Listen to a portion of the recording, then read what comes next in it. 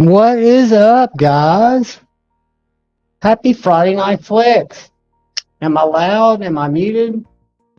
Can you hear me? Before I go greet everybody, welcome, welcome, welcome. I know it might be slow in here for a little while. I know MC's still going live. I was over there, so we'll hang out. We might even do something cool for just people that are here. But let's see who we got here. I know Robert Douglas was here earlier, but he wasn't sure if he was going to be able to be here tonight. And Lord Needham, I talked to him earlier in the chat, and he might be here late. Ginger Fisher, channel member, good evening, my friend. Paul Mills, we meet again. Good to see you, channel member, my brother. NFK20, what's up, my man? Channel member also, our brother NFK20, formerly Nuts for Knives. We got Drinkwater. We got the knife designer of the coolest Kaiser that even made my story reel, the Phoenix. Mattisfaction, who was in here. Good to see you, Mattisfaction. What time said faction tonight? Regular time, I hope. I'll try to keep people wound up till before I have to go get my Mexican pizza. But guys, check out Instagram if you haven't yet. Kaiser posted it yesterday, I think. Matty got his yesterday. He's got a video up. That Phoenix is going to be heat in that purple shred. So I don't even know if you call it purple shred carbon fiber. Would you, Maddie? Would you call it something different? I need, because it maybe just has hints of purple, what I saw. Marco Scam is in the house. What's up, Marco? Let me try to get caught up with everybody. Neil McKenzie, channel member. Howdy, my friend. Greg Maroney is in the house. Howdy, buddy. Channel member. And every one of the channel members, please, please, please. I printed I pinned the giveaway link to the top of the chat. So y'all go watch that, leave a comment. I want everybody to enter. Even if you don't want it, you can give it away or sell it. You can sell it on NAF sale for $60 tomorrow for sure. Acid Test Kids, what's up? Gonzo, my man. Good to see you guys. Hey man, channel member, what is up? I saw you earlier today too, as I did Marco. We've been bumping through a few lives today. It's weird not working, guys. Leland Phil, what is up? I find myself doing just my schedule. Homer, what is up? Homer Felix Felts. Homer Fields. So it'd be a long E Fields.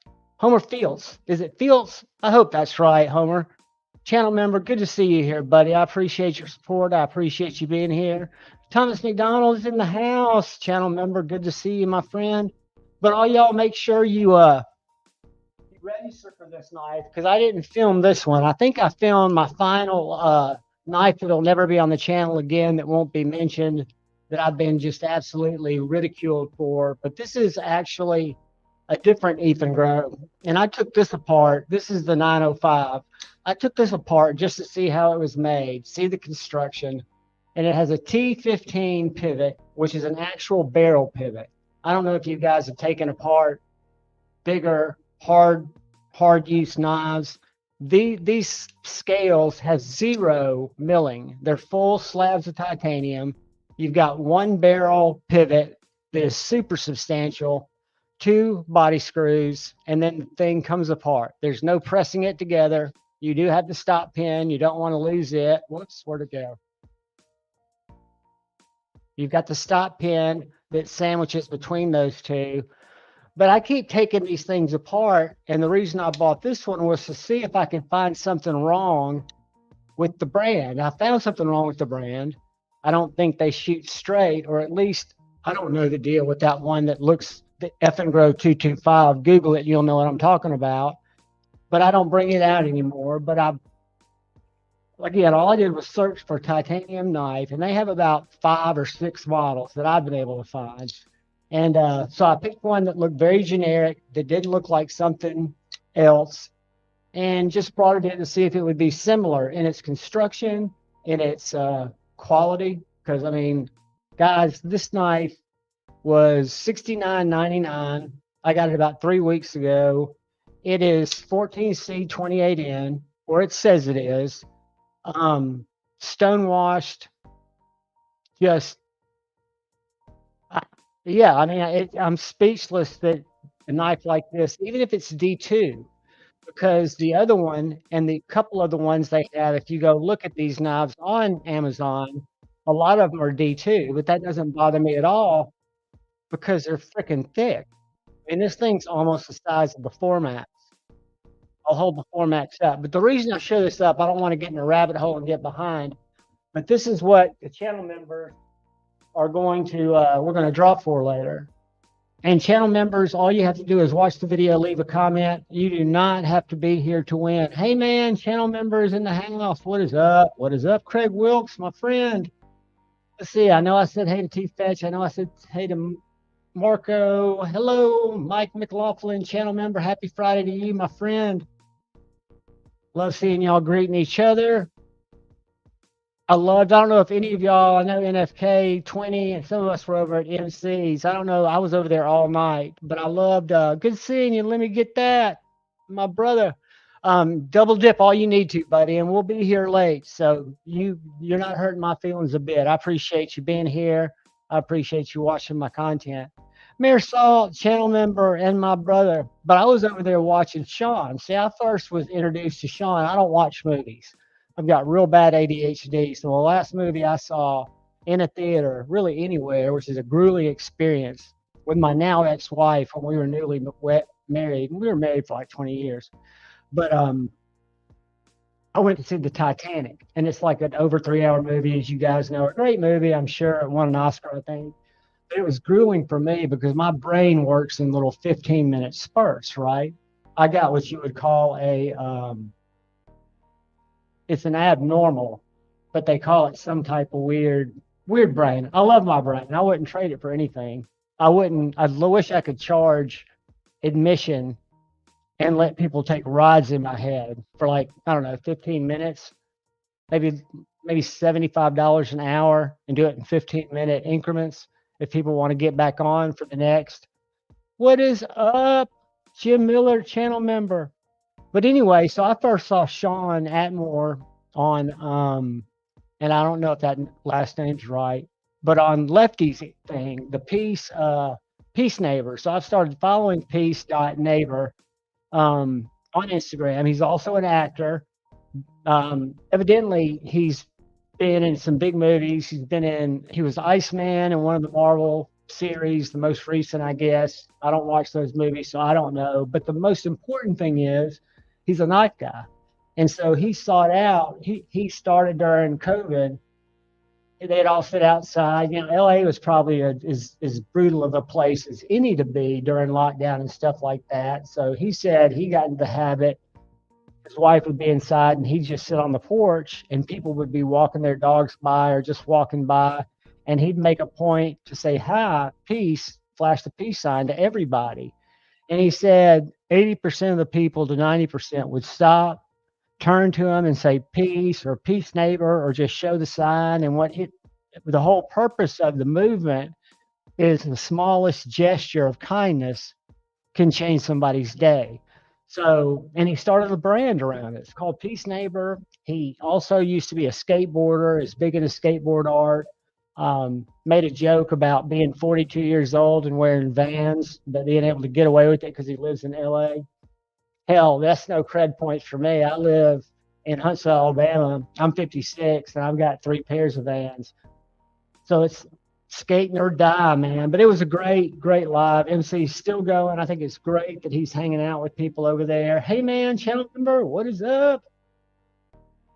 But yeah, all you guys, please watch that video. We'll do something else for just visitors and people that are subscribers. I appreciate you guys so much too. Believe me, it takes everything in the world to make a channel where you want to make content every day and try to get something. And again, I don't do edits. That's why I'm amazed that any of y'all watch my videos. But when I came into the knife game about 3 years ago, the content I've absorbed, like MC, like Jared, like at the time Slicing, what I was getting out of it, because again, I've got a neurocentric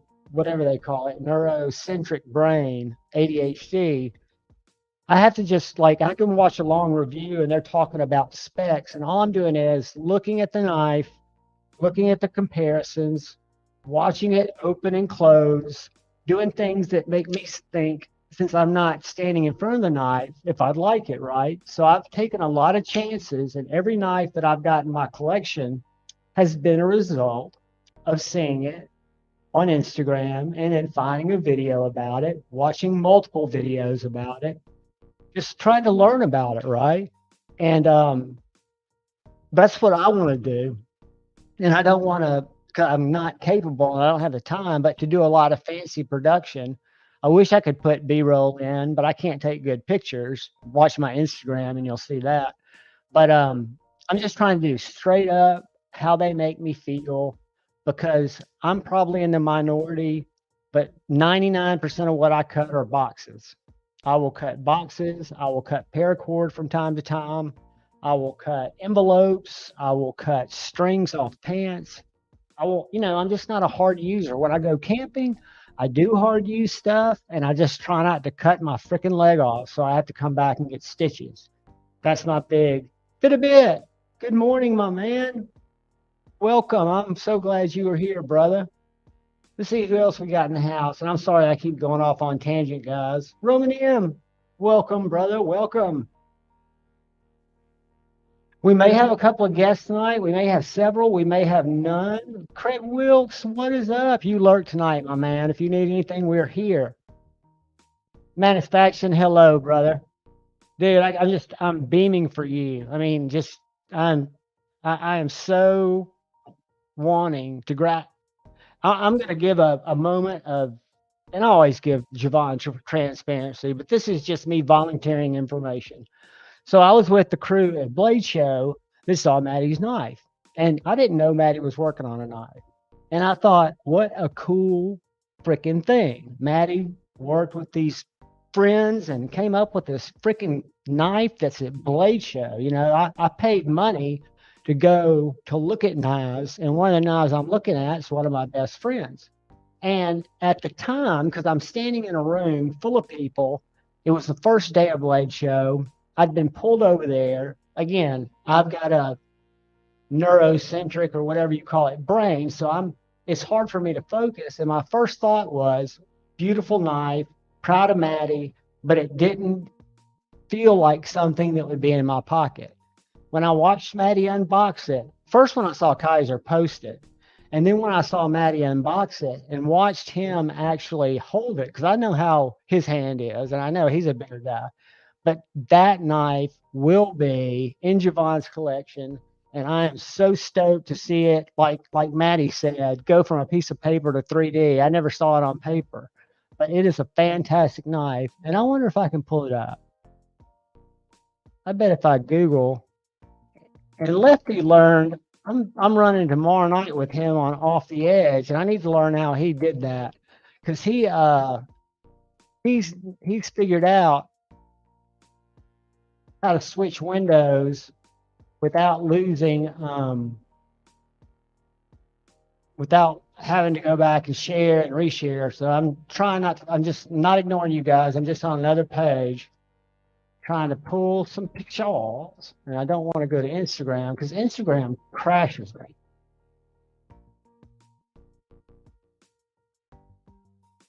It crashes me for some reason. All right. It's not going to be here because that's for sale. All right, we're going to Instagram. If we crash, guys, y'all stay put. The live should stay live, and I will pop back in. If anything should happen, which it won't, why does it go to that default to my old Instagram?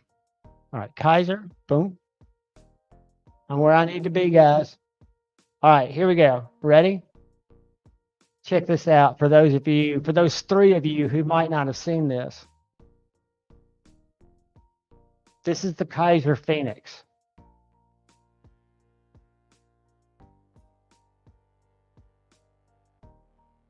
Kaiser Phoenix designed by Manufacturing.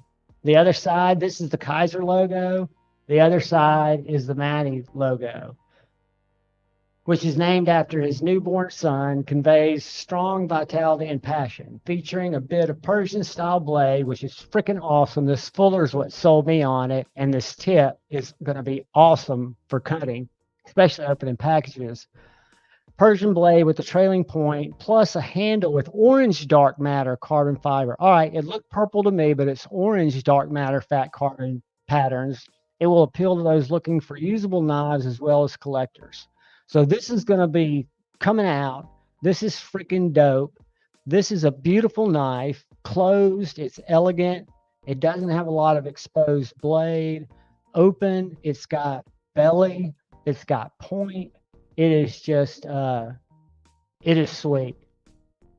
It's really got me excited. So proud of you, Maddie. And I really did. I was proud of you at Blade Show. I was blown away that, Ethan, no, they're not all bad. And they are. I mean, I guess a bad company. But then we go back to talking about bad companies, which I don't want to do here, where people hate people and it makes them think that the knives are shitty. All I did was started to buy some of the knives that were more legit looking to take them apart to try to find flaws with them. They came apart easier than any knife I've taken apart, and they're built like tanks. And if I was working in the field and I was going to buy a work knife and I was up against a Kaiser Blur, which would be $20, $30 more than a 905. Now, if this looks like a knife, somebody tell me if it's a copy of something. They make others that I know are not copies because they've got funky things up on the spine. But I would find one unless, you know, it's a good point. You give a company that makes quality products, even though they've stolen, when they're a culture that doesn't respect the same, they don't value currency and capitalism like we do. Intellectual property is part of capitalism, a major part of capitalism. We can't expect them to understand it. Joseph S., what is up, buddy? So it's just a weird dynamic, right? So I look at it just on the knife, and I won't show the other one again because it's definitely, I mean, I saw somebody do an unboxing today of a Strider SMF. I think that's what it's an absolute copy of. And it made me love it. I won't carry it, but it's dude, it's a very nice representation. Bama Ninja Timmy, you drive safely, my man, and you keep your head up and you stay hanging out with us. Let's see, have I got everybody? Lego Cheeto, Soggy Cheeto, and Cheeto Bandito is in the house. Channel member, good to see you, brother. Paul Mills, I think we talked earlier, but good to see you. I'm trying to scroll down, guys. I just don't want to mislead anybody out. Pat, 1 Minute Night Reviews. Welcome, brother. Pizza Operator, hello, my man. And then we'll talk about what came in this week. We'll talk about what we're carrying. We'll talk about knife news. We'll talk about a great deal if you guys are interested. This is an impulse buy, which I would never make Brian Brown impulse buy, but this was such a very good price. It was over $100 off, and they're still available. It's a Brian Brown Raptor. I just finger fucked it. I just finger fucked it again. The reverse flick, because the front of this is a Smoky Mountain exclusive, and the fronts of them are fat carbon fiber, total fat carbon fiber, structural. You can't flex it. I mean, it's totally stiff, but it's a little bit slick. So for when you hold the clip, the right hander, the thumb stud's perfect. When you go to do your reverse flick, I don't know exactly where to put, because it's got such a thin body. You kind of struggle for a place to put your hand comfortably, but it just came today, so I'm not used to it. But guys, this knife, if you buy it in blue, and again, yes, I know, a lot of them are more green than that. It's called Toxic Storm. But if you buy the blue or you buy the Mars Carbon, they're going to run you $371. If you buy this, it's $271. Both M390, all made by Riot. Very nice knife. I'm stoked, and I'll show you guys where it is, just in case anybody's looking, because I don't have affiliates with anybody. I do have discount codes that are scrolling along the bottom, and all those do is save you guys money. You could use other people's codes too, I'm sure, for most of those things. So use whoever's code is best for you. But all they do is they get me like cred, right? Like Justin will reach out and say, "Hey man, they use your code a bunch this month. Thank you." And I'm like, "Oh, you're welcome. It's cool." So this is what I got a text on Wednesday from Smoky Mountain Knives, and it was just their deal busters, right? So it just took me to this knife. They didn't take me to the others. But these are, when you look at the certificate of authenticity, they are Smoky Mountain Knives exclusives. So my buddy's got one of these that's titanium. I'm not sharing it. Damn it. Sorry, guys. And then I'll come back. Let me show you this where this deal is. And I will put it in the chat if I don't crash the stream. So that just came to me at about, I wake up at 4:30, 5 o'clock in the morning because I have weird sleeping habits. And that was in my text. And just as an impulse, I sizzled it. I sizzled it. So, yeah, there you go. If you're looking for a Brian Brown Raptor and shred carbon fiber with the black titanium handle, if you go with the Mars Valley or the Lava Flow, which I wouldn't, it's going to be $375. There's nothing different except the finish. If you go with the Arctic Blue, maybe because they're more popular. And this knife is light, guys, because it's got that carbon fiber, that structural carbon fiber side. So this one's $104 cheaper, which to me, and again, I'm an idiot, so don't do what I do. It's a good knife. If it doesn't suit you and you haven't been just looking for one, which I was kind of looking for something, to go with my Jaeger, because I do really love my Jaeger. But anyways, so that's one thing that, I didn't bring my cable back over here. Let's see if I can do this without dumping it and unplugging everything. Whoops. Where is it? Here it is. Yeah. The other thing I think I had last week when we were live, maybe not, because this came from our good friend in the community who knew I was looking for one and made this available to me for a very fair deal. The Lord Needham. And this is the Null Knives Voodoo, which I did a short review. I had my buddy A to Z EDC. He might join us late night, but my buddy A to Z EDC, the guy that always goes to Blade Show with me and lets me borrow cool knives, he let me borrow his Voodoo for about, I had it for about a week, maybe 10 days to carry it and see what I thought about it. This was Mike Harda, stonewashed, really nice. And of course, I fell in love with it. I kind of felt like I missed out.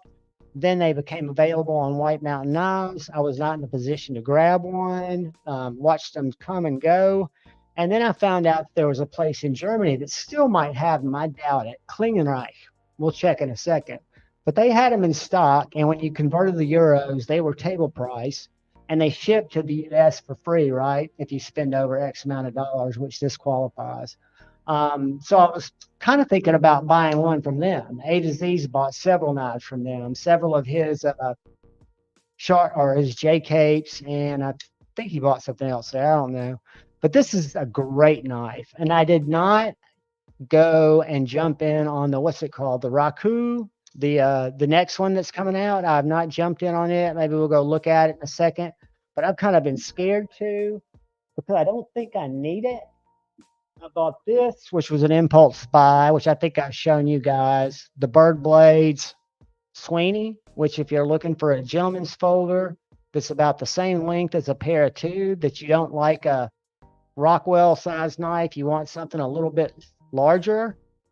And this is a Bird Blades, which if I'm not mistaken, most of their collabs are done through WE, but this one is done through Riot. So this is a Riot collab. But those are all really cool knives that came in that I have been stoked to have. I'm just going to do this. I'm going to scroll to the bottom of the chat.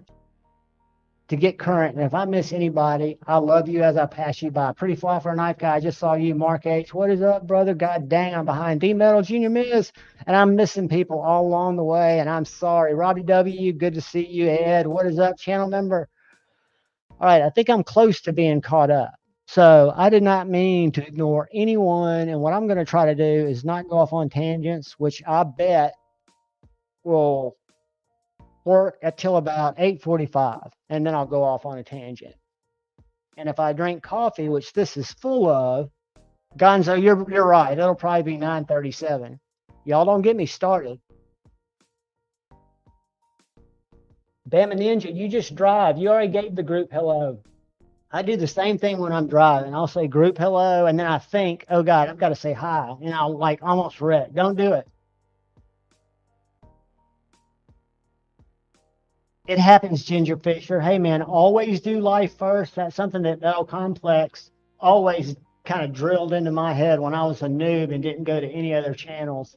Knives are just knives. We're always going to chase. Like I said tonight, I think we all chase small imperfections, because even the best knife, I mean, I've got 20 knives that would be all perfect by most standards. I'm just chasing something that doesn't exist. The unicorn, it's an addiction.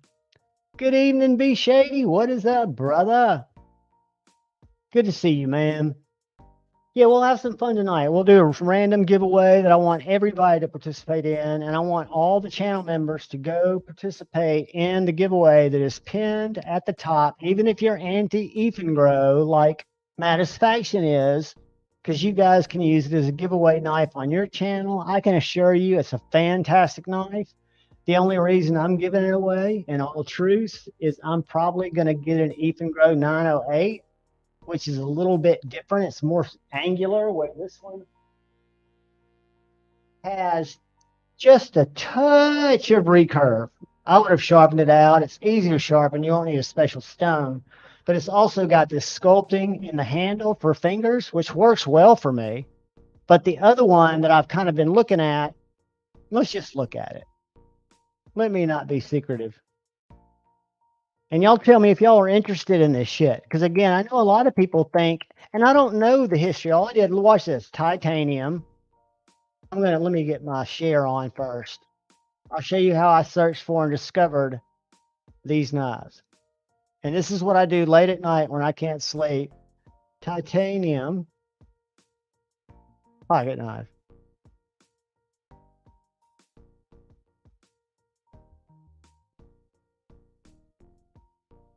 So I'm not looking at the comments right now because I'm looking for, all right, this is the one that we're giving away tonight that I purchased. And see how it's kind of curvy? The one that I will probably be getting is not this one, but I bought it once. It's D2. And that knife, let's see, Ethan Grow. I'm not going to search Ethan Grow because I was going to show you how I was drawn in. Oh, somebody sounds like they came in. Let me see. Look who's come in. Are you there, buddy? Yeah, can you hear me? Yeah, I can hear you great. I'm doing a real quick browse through to find the reason I'm giving away this knife, because I'm going to probably bring in another one to see if people want to see it or if I'm just the clone guy. I don't want to be the clone guy. And this doesn't look like anything. I'm just going to put Ethan Grow in here. Because like Maddie did, I don't think once. The Ethan Grow I'm giving away is not the one that looks sus, right? It's the Ethan Grow 905. Yes. This one right here. But this is the one I'm probably going to get to replace the one I'm giving away tonight. See how it's got a straighter handle or more straight handle? Yeah, that's the one I have. I have no idea what mine doesn't have any markings on it, not on the blade, on anything. Must be an older version. Yeah, because mine was supposed to be D2, but I don't know if it is or not. And that's the thing that I need to get off to Stella next time I make it to a fucking post office in time. Well, I'll tell you what I did, and I don't know. I filmed it on the clone one, but I did a disassembly on both of these for myself just to see, because I wanted to find fault with them, right? Yeah. So I open this, it's the T15, and I've got a little WeHa bit set that has little T handles, that all stick in Yeah. the row. And so I broke out my T15. It has two T8 body screws, and the titanium sides, or whatever you want to call them, scale sides, just slide off. They're not press fit. It's the smoothest knife to come apart. The back spacer stays in one side. It's got a pin. You've got a stop pin that you can take out and you can clean. The bearings are not skis, so they've got the little racetrack, but they are ceramic. D Metal's got a comment about it. He says that if it starts with EF9, then as far as he knows, it's an original design. Well, these are EF9. This is an EF906. So all the EF2 and all those others that are offered are somebody else's, because the ones that have looked familiar to me is one that's about $30. It looks like a Microtech.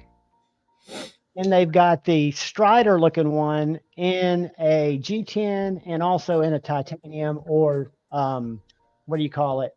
Carbon fiber. Also, Yeah, something else that came in that's less than $100 that I was been very impressed with. The little Devo V2 compared to the those sold out quick on White Mountain. They really did. I was lucky because Is that something they're going to bring back, or is that like a one and done? No. When they realized Lefty did not believe it would sell out, he thought they'd be available for at least 2 weeks. And I think they've already possibly placed just an additional order to get more into White Mountain. It was a White Mountain exclusive. So White Mountain would have to say, oh yeah, we want to buy X amount more. Yeah, right? they went quick, because I went and looked at them after I saw yours and someone else posted about it. It's the only one that I've had any interest in of those designs. Not each to each his own, but that's the one that I've actually. This is the one that's spoken to me. I bought the first version that a lot of people complained about, that was made by right. Stivian. Who made it? Stivian? Somebody with an S. Yeah, maybe it is Stivian. This one, they've made just the right amount of improvements. I mean, it was under $100. I've lost it. It was under $100. You've got contoured scales now that are carbon fiber, or you could have gone aluminum, or you could have gone G10. That's the only thing that I liked more on the first one, was that they had the black and black with the micarta, and now it's the only kind of is the black with the white G10, which. Well, that's something that could also change. And I'm going to be on, I think we're doing Off the Edge tomorrow night, because every other week. Yeah, Bama, I think that's right. Shieldon was the one. Shieldon was the one, you're right.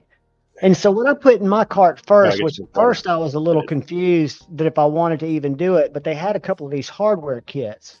So I put a purple hardware kit in my cart. Oh yeah, I can see it on the where the clip should be. Because I wanted to take it apart. I was going to put skiffs in it, and then came back, grabbed the knife, because I was right there when they dropped. And then when it came in and I took it apart, did Kubi make this? I think Kubi did. But it is the cleanest knife to take apart. I took apart my Chavez to put skiffs in. Pain in the ass. Nothing wrong with the way Chavez makes knives. You can just tell differences. And I can appreciate a knife that you can get in, because the ones I took apart, from Medfords to Hinderers to my Berg blades, some of them were filthy dirty. My little wee Roxy 3 was disgusting. I mean, I cleaned off both scales, cleaned out the pivot, and a knife that comes apart and goes together easily, with which all those that I mentioned did. It's a joy. So what have you been up to, buddy? Working, and that's about it.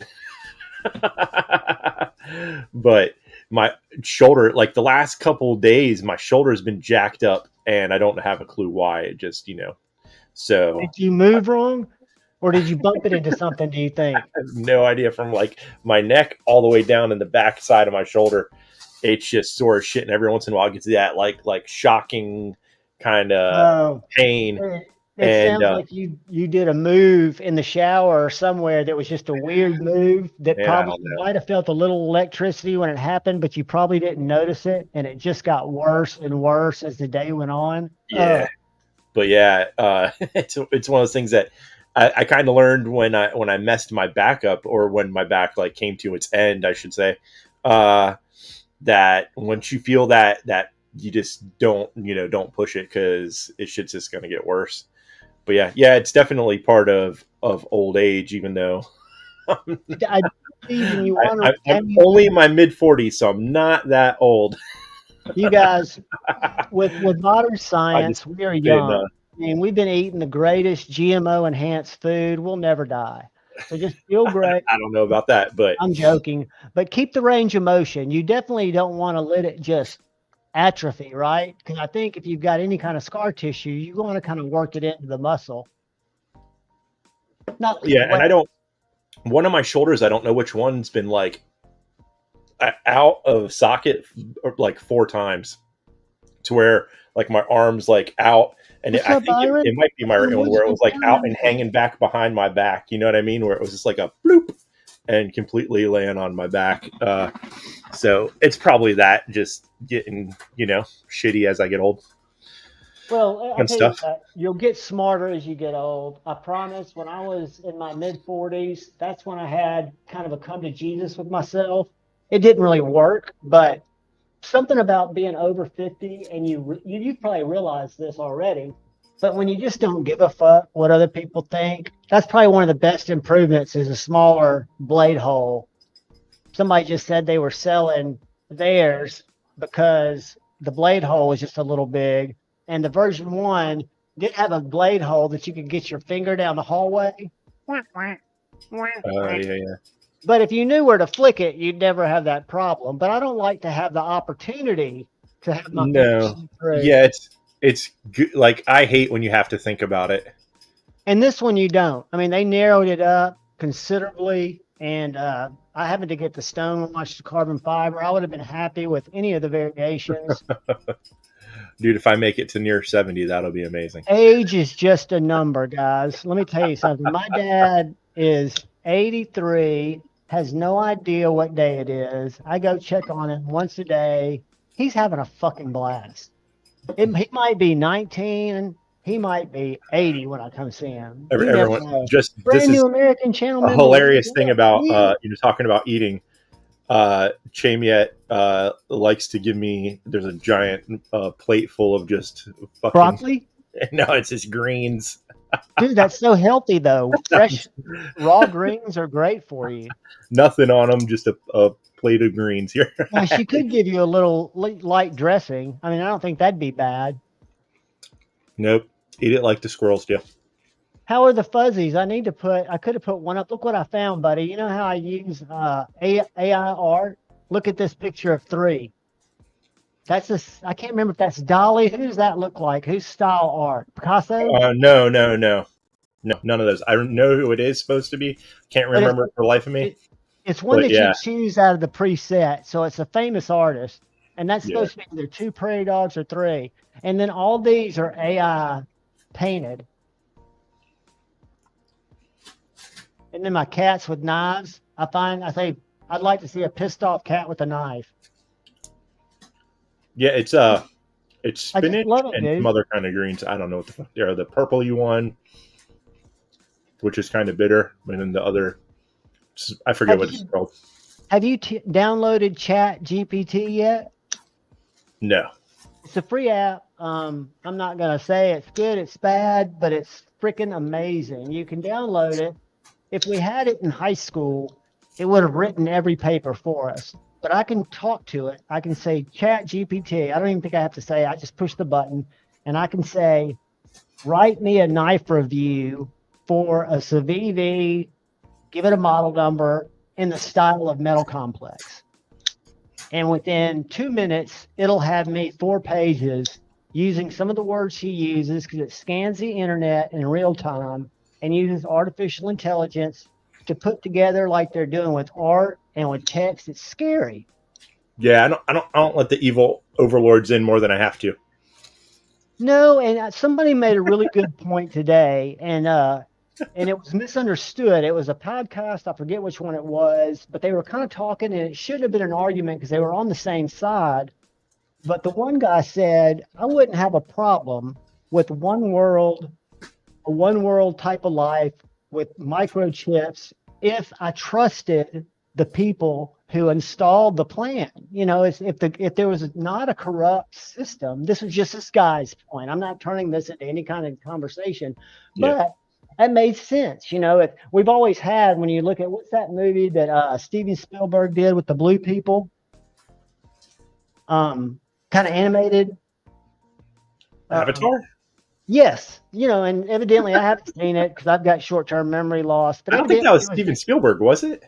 maybe. But wasn't there like a utopian society that kind of everybody thought was great? And you know, if we could get to that place where we didn't have to fight over things, because I mean, Good luck with that that. well, that's what I'm saying. That means you have to trust Bill Gates and his crew or whoever is implementing the global plan. And it's just scary to put any faith in anybody and not think they're going to be looking out for somebody besides the common man. I think we've got to look out for each other and just roll with it. Buddy, I'm loving my GMCs. Did you pick up anything else? No, I'm trying to just stay true to what I've got because I'm still enjoying it so much. But this is probably my favorite, even over the one I ordered. I love this. Yeah, I liked the clips a lot. The clip is just aggressive looking. And Ben showed last night, what's it called? The Bull. Ben Belkin from Jack Wolf was on Lefty and showed the Bull something. Bull, it's a side buster. It's Bull nose. Bull nose. Sorry, that's what it was. This guy. And that looks sexy too. Yeah. This is, you know, once again, they're all supposed to be, you know, users in the guy's mind or whatever, but this is their farm and field line, so it's just a little bit different construction. But yeah, it's made as a work knife, and these are, you know, used to be able to get this somewhere between like 70 to right around $100, depending upon the distributor or wherever you found it or whatever. They haven't ran these again. They used to run them every year. Last year when they did it with the 2-blade with the cap lifter, being the secondary one. But I haven't seen them do it this year. So hopefully they do it again. I was hoping that, I could score a bunch of them to, because that was Jason Brown. I gave him, you know, sold him one of the green ones that I had. Favorite? And that was one of his, favorite knives. And, so I was trying to get a few of them for people that wanted. I think Maddie wanted one, and Stevie, and you know, a few other people. Absolutely, that friends with him and stuff. But I don't know when the hell they're going to make them again. So, but when they do, I'll hold on some of them. Well, I think that at least as crazy as the economy is right now, I can speak from personal experience. I would think that as long as their material costs haven't gone up astronomically, they should be fine because the demand is still there. They're not priced out of market. No, they make a product that's absolutely desirable. Everything they make is you know, sold out to all the distributors. You know, they don't have a problem as far as that kind of shit's concerned. Their orders are filled as they're making them. They've already been filled to the people that are going to sell them. Is that what you're saying? Yeah, I'm pretty sure that's, you know, the way it's always been, is that, you know, there's people that are like wanting to order shit from them, like SFOs and stuff that are on, you know, sometimes I've seen it where it says it's like, you know, a couple years out that they're just waiting for their shit to come up. But yeah, the last time they did it with the cap lifter. That's a longer one. It's the same screwdriver. It looks more usable. What's yeah. I mean, it's the same. The thing that was cool is that they got it all in the same size thickness, so it didn't get, because it's already, you know, a thicker handle right on that sodbuster style. But yeah, they did it with this guy, but it was a little bit more expensive. This was I think like, I don't remember how much it was, like a 120 something, 150. I don't know. I would expect 2 blades to be at least 30% to 40% more.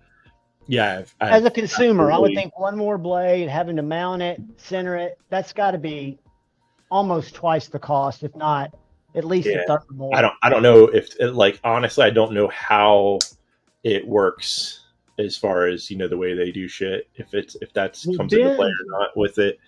I'm sure with some of them it does.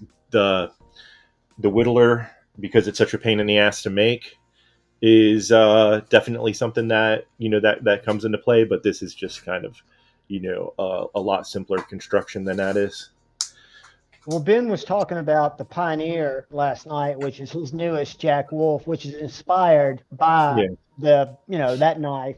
And he showed some of the things because the handle's not the same. It's got some differences in the way, he does a it's lot of things different. He doesn't it's want very squared off at the ass end, he which is doesn't ever so want weird. to, but if you listen to his business philosophy, it's not that he's trying to make recreations in modern materials. He's trying to pay homage to knives that have been his favorites using the latest, greatest materials. So it's kind of almost like instead of the pattern being the exact pattern, and he's very specific about the periods being at least right. But like one of the things he didn't even know till Lefty showed him last night, you can turn that Pioneer jack and hit it at half stop and it'll stand on its end like this.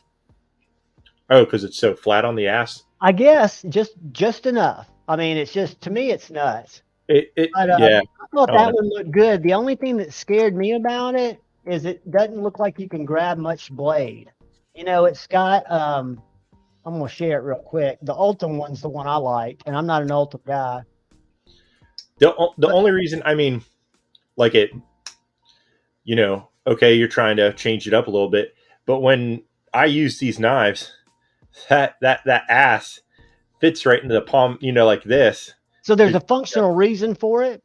well, yeah, it's not, it's a knife that I hold a lot like that, and when I put that in my hand, I don't want that squared off corner fucking pushing against my. He does the Pioneer is about the size of the Sidebuster Junior. He showed that last night because he had one.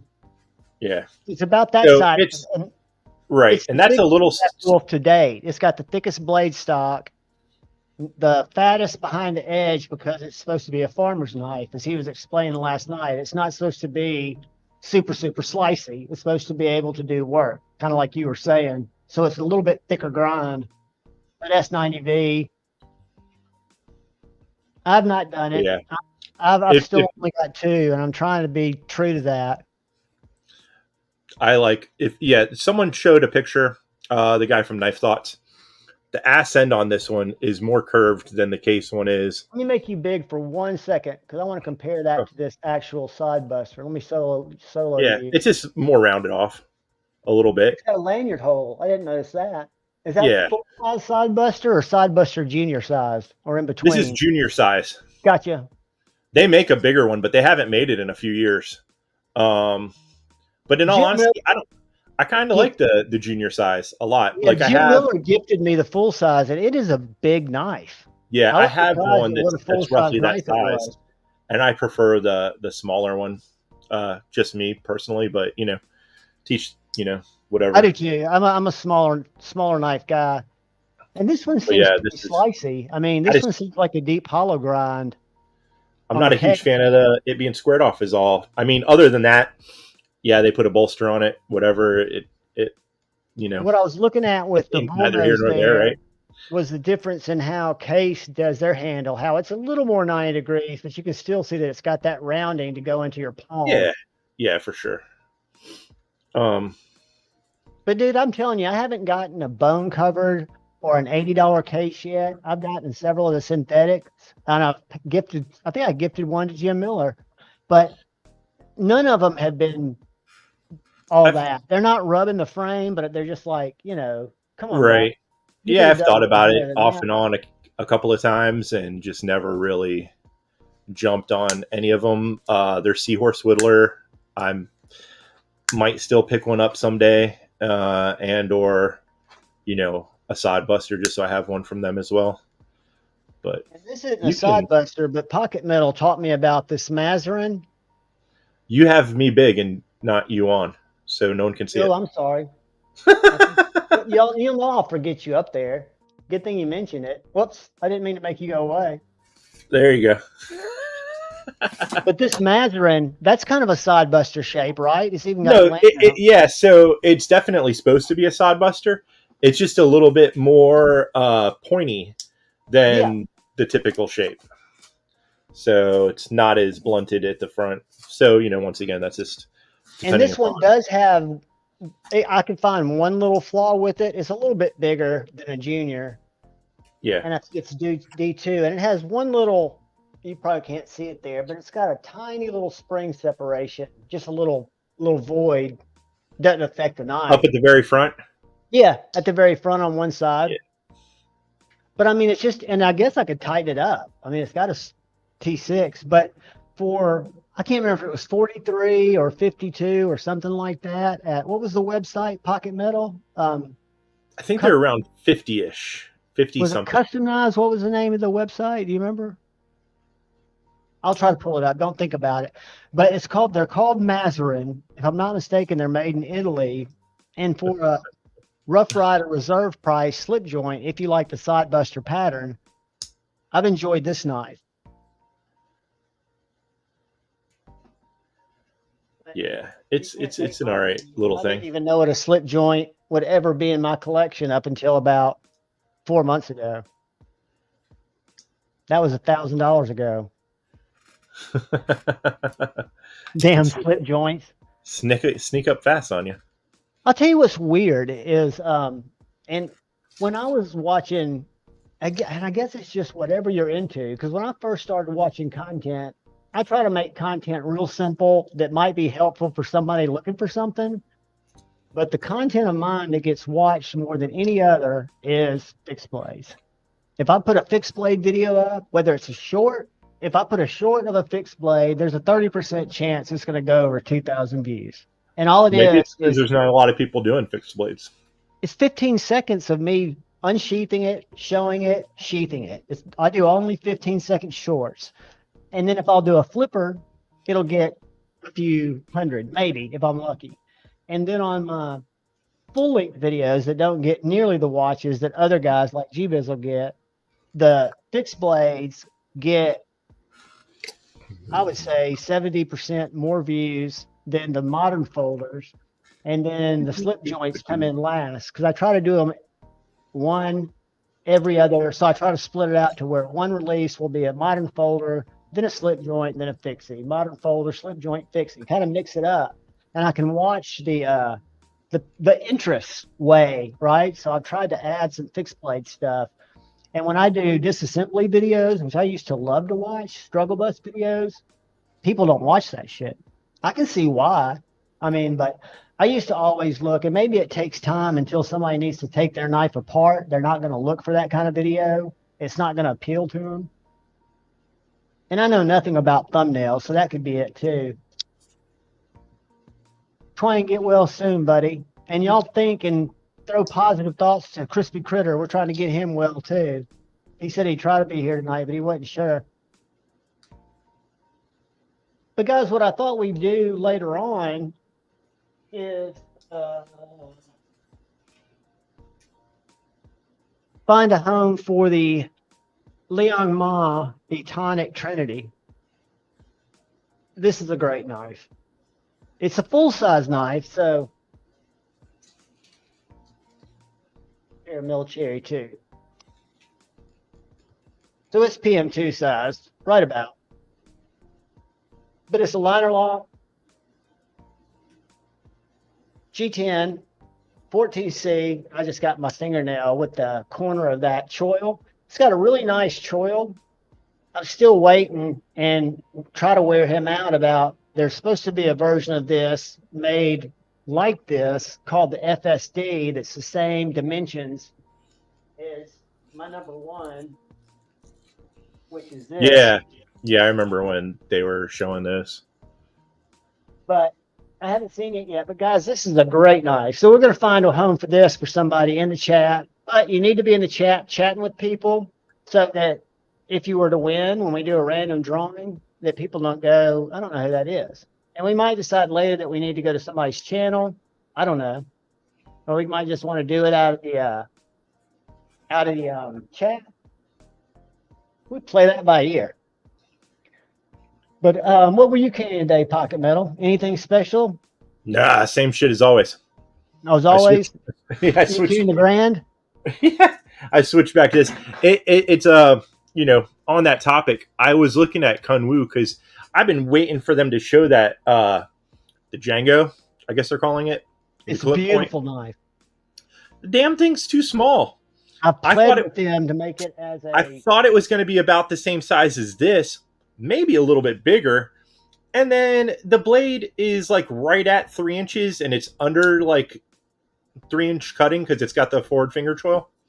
I was like, son of a bitch. I wanted to, you know what I mean? Like that's why this is like, you know, for me, roughly perfect size is the main knife I carry.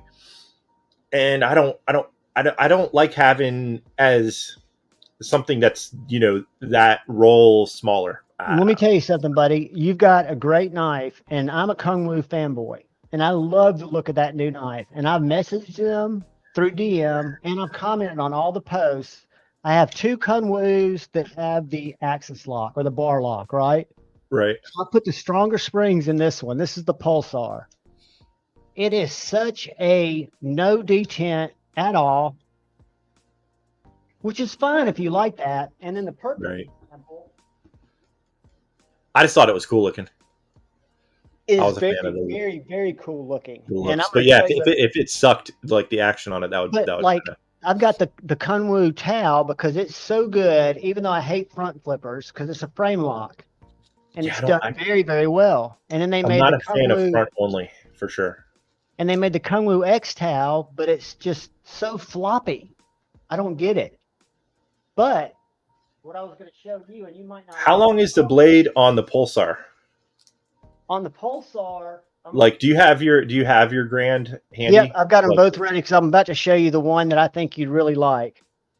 This is the Pulsar and the Grand. So if you go back to where the handle is, no, if you look at the handle, but if you don't have the place to put your hand over. So they're close. But let me show you one more Pulsar that is not only my favorite Pulsar today. I picked this up on NASL. The guy bought 2, did not even open this one because he bought a stainless and a stonewash. Or not stainless, a satin and a stonewash. Once he opened the satin, he knew he wanted it. And I'm convinced if he'd opened this one first, he would have decided he wanted this. This is the Padre. I saw that one. And I thought it was cool, but dude, it's a frame lock, and that's why I asked the people at Kunwu. I said, please give the option of each of your knives a frame lock or a liner lock or a bar lock. See, now that's a big pocket metal size because you've got the choil there, right? Or you can stay back here. That is, that's true. It's just also, man, they have it on the early bird whatever, so it's like between 150 and 170 or some shit for them right now.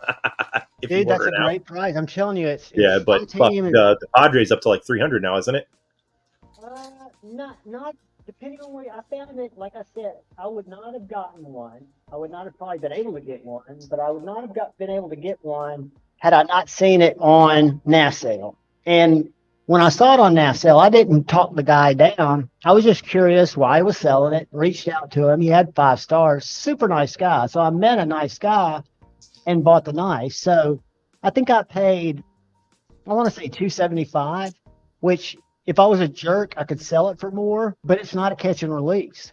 My buddy A to Z, who might join us later tonight, I doubt it.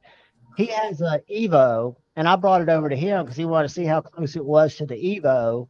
And he ordered one from Kunwu's website. He's still probably about 4 or 5 days out from getting it, but he's planning on selling his Evos. Yeah, it's very similar. Be Shady, I've never handled a real one. There's a bunch of different knives that come under that name, and they're range in price, and there's some really nice expensive versions, and I've never handled one. So I don't really have too much of an opinion. Right off looks alone, I would say it's not necessarily my cup of tea, but you know, they're a cool historic knife. So Are they manuals or traditionals? yeah, we were talking about him, I think, on Metal Monday last time or something, possibly. It's the one that has the B on it. But there's a lot of companies that do that in that area, and I've never handled one of the nice ones. But that there's a website called Knives of France that I've gone to a few times. That's got some cool shit. It's amazing what you can see out there. I mean, we see such a small offering of what the algorithms feed us. What is up, Chris Hinkle? I was watching that on MC. He had that Sean, I forget his last name. Y'all, or is it the slip joint guy that does the slip No, joint? the guy who started Peace Neighbor. He's an actor. He played Iceman in Marvel, but he's a knife guy. Sean Ashmore. Let me Google it real quick. But anyway, he started this company called Peace Neighbor. Really nice guy, and he's a knife guy. And he was on Lefty's Live first, and he was just talking knives because he doesn't have anybody in LA to talk knives with. And he doesn't abide by the 3-inch law, by the way. He's buying all kinds of shit that I'm amazed he's getting. Like, it's just a funny thing to like. There's no one in LA to talk. Like, it's a fucking huge city. What? I said it's a huge city. How can there be no one to talk? Well, I mean, I'm sure there is, but if you're an actor and you're married and you're into a hobby that maybe it's not a big hobby out there, maybe that's it. Because he started watching videos, or knife videos, and that's how he got into the community. I think they Lefty's Live, and I think I've got the wrong last name. Somebody will put it in the chat. Yeah, I'll go to Peace Neighbor. I'll show you what he's done. It's anyway, so during COVID, were you here when I talked about that? He would sit on his porch, and it was during lockdown, and everybody had on masks, but people were able to go outside. So they'd walk by his house, and he started just saying peace to everybody that walked by and flashing the peace sign. And he said he was amazed that 80% of the people would stop, would smile, and he realized that just the smallest gesture could make somebody's day. And evidently he's been an actor since he was a kid, but he's always liked to draw. So he came up with some basic drawing stuff. And why can't I make this go away? I don't know, but where I used to live, if you wore something that had that on it, the motorcycle gangs would get after your ass. Well, he hadn't caught one in the helmet yet. But it looks a little too Hell's Angel. Well, you need to see it on Lefty's head, because if you want to chuckle, this fabric is, I would almost get one. I've never been a flat bill guy, but they're sold out right now. But there's this real air dry fabric, like I guess you would call golf hat fabric. And Lefty puts one on his big dome, and it looks just funny. But so he's just started to get into knives. So this isn't his professional page. Let's see if it shows he might be. Yeah, Sean Ashmore. I put the name in there wrong. I'll show you. It doesn't look good on Baba Hill's head. Did y'all watch? See, I don't watch these movies, but this is him. Super nice guy, and he'll be on more lives because he really enjoys it. And you'll probably see him in live streams. If you see Peace Neighbor, this is who it is, and this is Peace Neighbor. And let me find out how to share, because Lefty found out how to do it. He found out how to switch from one screen to another. Do you know how to do that, Pocket Metal? What you talking about? I was trying to show the different screens. So this is who the guy is. Y'all might recognize him. He's a Canadian actor, but he lives. Doogie Howser. No, it's not Doogie. But he's been in. I forget what his credits are. Here's the Wikipedia. He's Doogie Howser's we should look double. at his. He's a knife guy. So again, I mean, he's got a career. He looks like if Doogie Howser and that Hobbit had a baby together. But these are his movies. You know, he's done a lot of stuff. He's really, really good. He always plays Iceman and the X-Men stuff. and he's a super nice guy. And the cool thing about it is, like with Metal Complex and with Lefty, he was just 100% knife dude. And he's one of those guys, like if you look at the Peace Neighbor website, he throws a lot of his pocket dumps in there, and he's just finding out about knives from, people he talks to. So some of his pocket dumps, he'll have a lot of stuff. The reason it's really a cool story, the first person that brought him on to talk about it was Urban EDC, because he just had drawings. I don't know how the maker of Urban EDC found out about it, but the maker of Urban EDC, it sounds like, paid for the run, paid for the initial do it, and convinced him to do the brand. And this is the guy, this is from their live. So this is, no, that's Taylor Best in EDC. Hold on, let me find, there's another live stream. There was another live stream that they did that had, anyway. Anywho's it, what's it? It might be on Urban EDC site. Let's do this. Oh, look who that is. Look at that head. Do I have to? No. Shout out to Sean Ashmore. He's got a drop coming up with Urban EDC, and this is his Peace Neighbor project or initiative. And I'm not really a hat guy, but dude, this thing makes your head look funny. I love it though. But yeah, super nice guy. And he was talking tonight. He just picked up a Rosie, and his first knife, he was in a movie, and one of the props that they gave him was an out the front. So the first knife, unlike me, because I've never had an out the front. I've had a cheap out the front, but I've never sought one. But he had a Microtech, and I forget, it took him about 2 years to transition to, I forget what his next knife was, maybe a Benchmade, but he went through the same thing that so many people did. And then he was like, I don't know why I like these things. He always had kind of a liking for those mid-tier watches. I wouldn't say mid-tier. They're probably closer to, for me, high-end.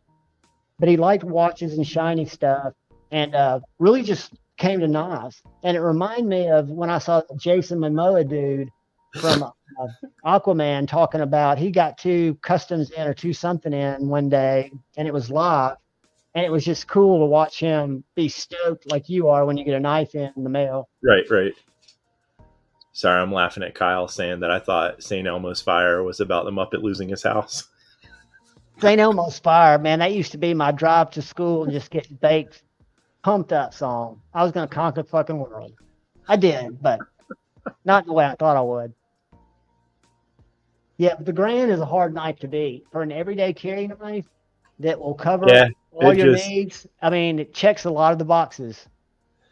I thought I was going to have, because I don't have like anything full titanium that's like something like that I carry. I have smaller stuff, but nothing that fits that size and whatever. And I was like, oh, I'm going to get this, and this is going to be the one, and then I'll carry this in my f5.5, and I'll have a cool little titanium carry. And then I saw the size, and I was like, this is bullshit.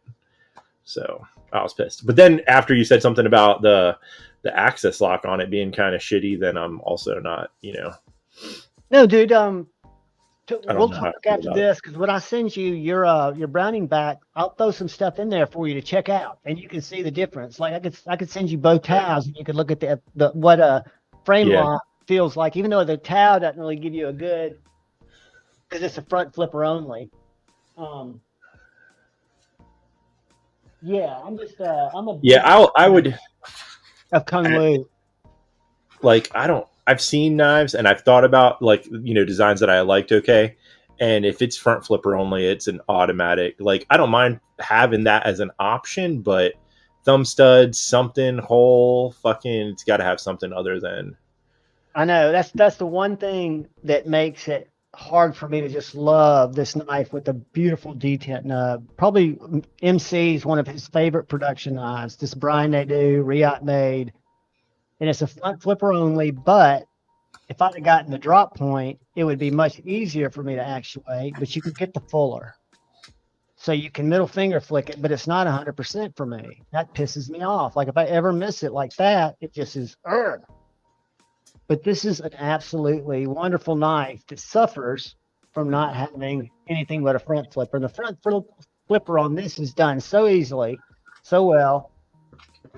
Because I don't know if you've ever done this, but with front flippers, I'm big into going flip and then jabbing it into the ass of my hand. I will jab the blade into right fucking here.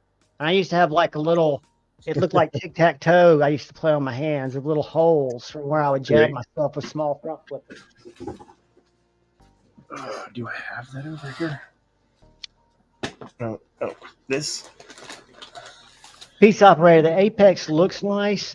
I think the, is it the mini, I forget which one this is. Which is the one that's got the traditional flipper tab that just recently came out and sold out? Is it the Mini Evo or Exo or something? It looks nice too.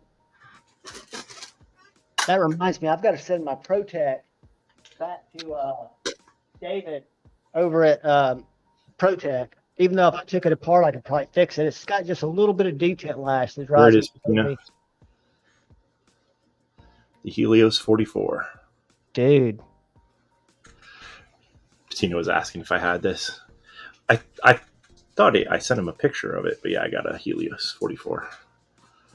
I'll tell you what's a rabbit hole if you have no idea what you're looking at is to high-end web camera for live streaming or something like that. You get everything from things that look like movie cameras to webcams that are $300 to $500. Very rarely do you get an SLR. Every now and then you will. But I just don't know how most people, because I noticed that Big Red will go, let me focus out for a second for you guys. I know he's not going like this, like I have to on my iPhone. Do most people use a real camera when they do their videos? Some people do. Man, I honestly, it's like to me, I don't think Big Red is. And I think he's, on like mine, it has like you just tap different zoom levels on my phone. This thing does, great for fucking top down shit if you have your lighting okay. It's just not worth the editing of such a huge ass fucking file when you're using like SLR to do it. It's for this kind of shit. It's like, what the fuck's the point? Doesn't YouTube compress it anyway? Well, I mean, you can do 4K. I think that's where they cut off on YouTube now is 4K. But yeah, I mean, it's still like the file size is just fucking ridiculous. Like, why even fuck with it?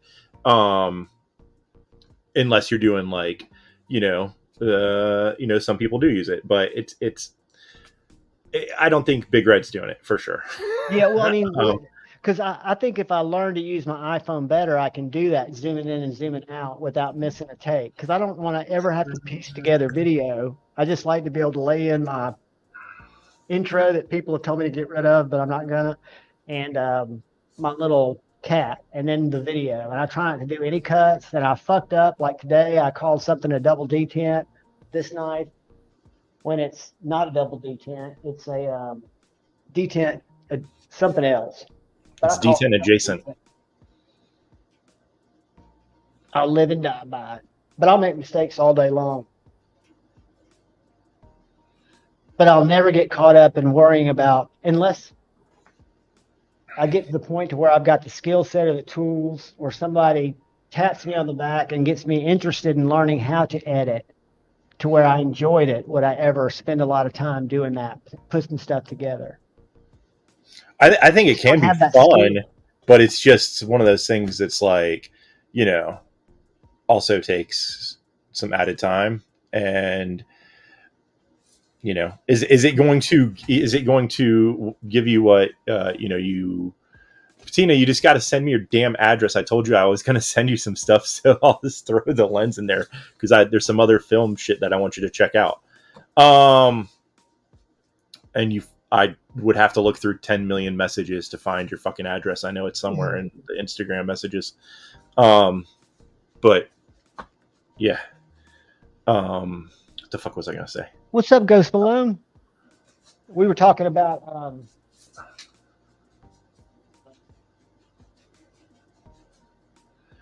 No, you didn't resend it to me, you jagweed.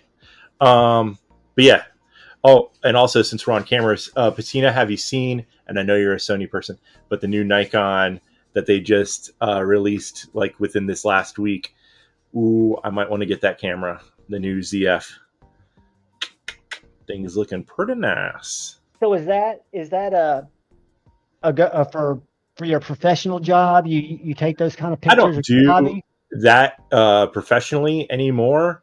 I've have like I was traveling a lot in the early years of us living here and going back and doing events and stuff and doing photography stuff for events, and then would just do like random gigs with bands and shit here.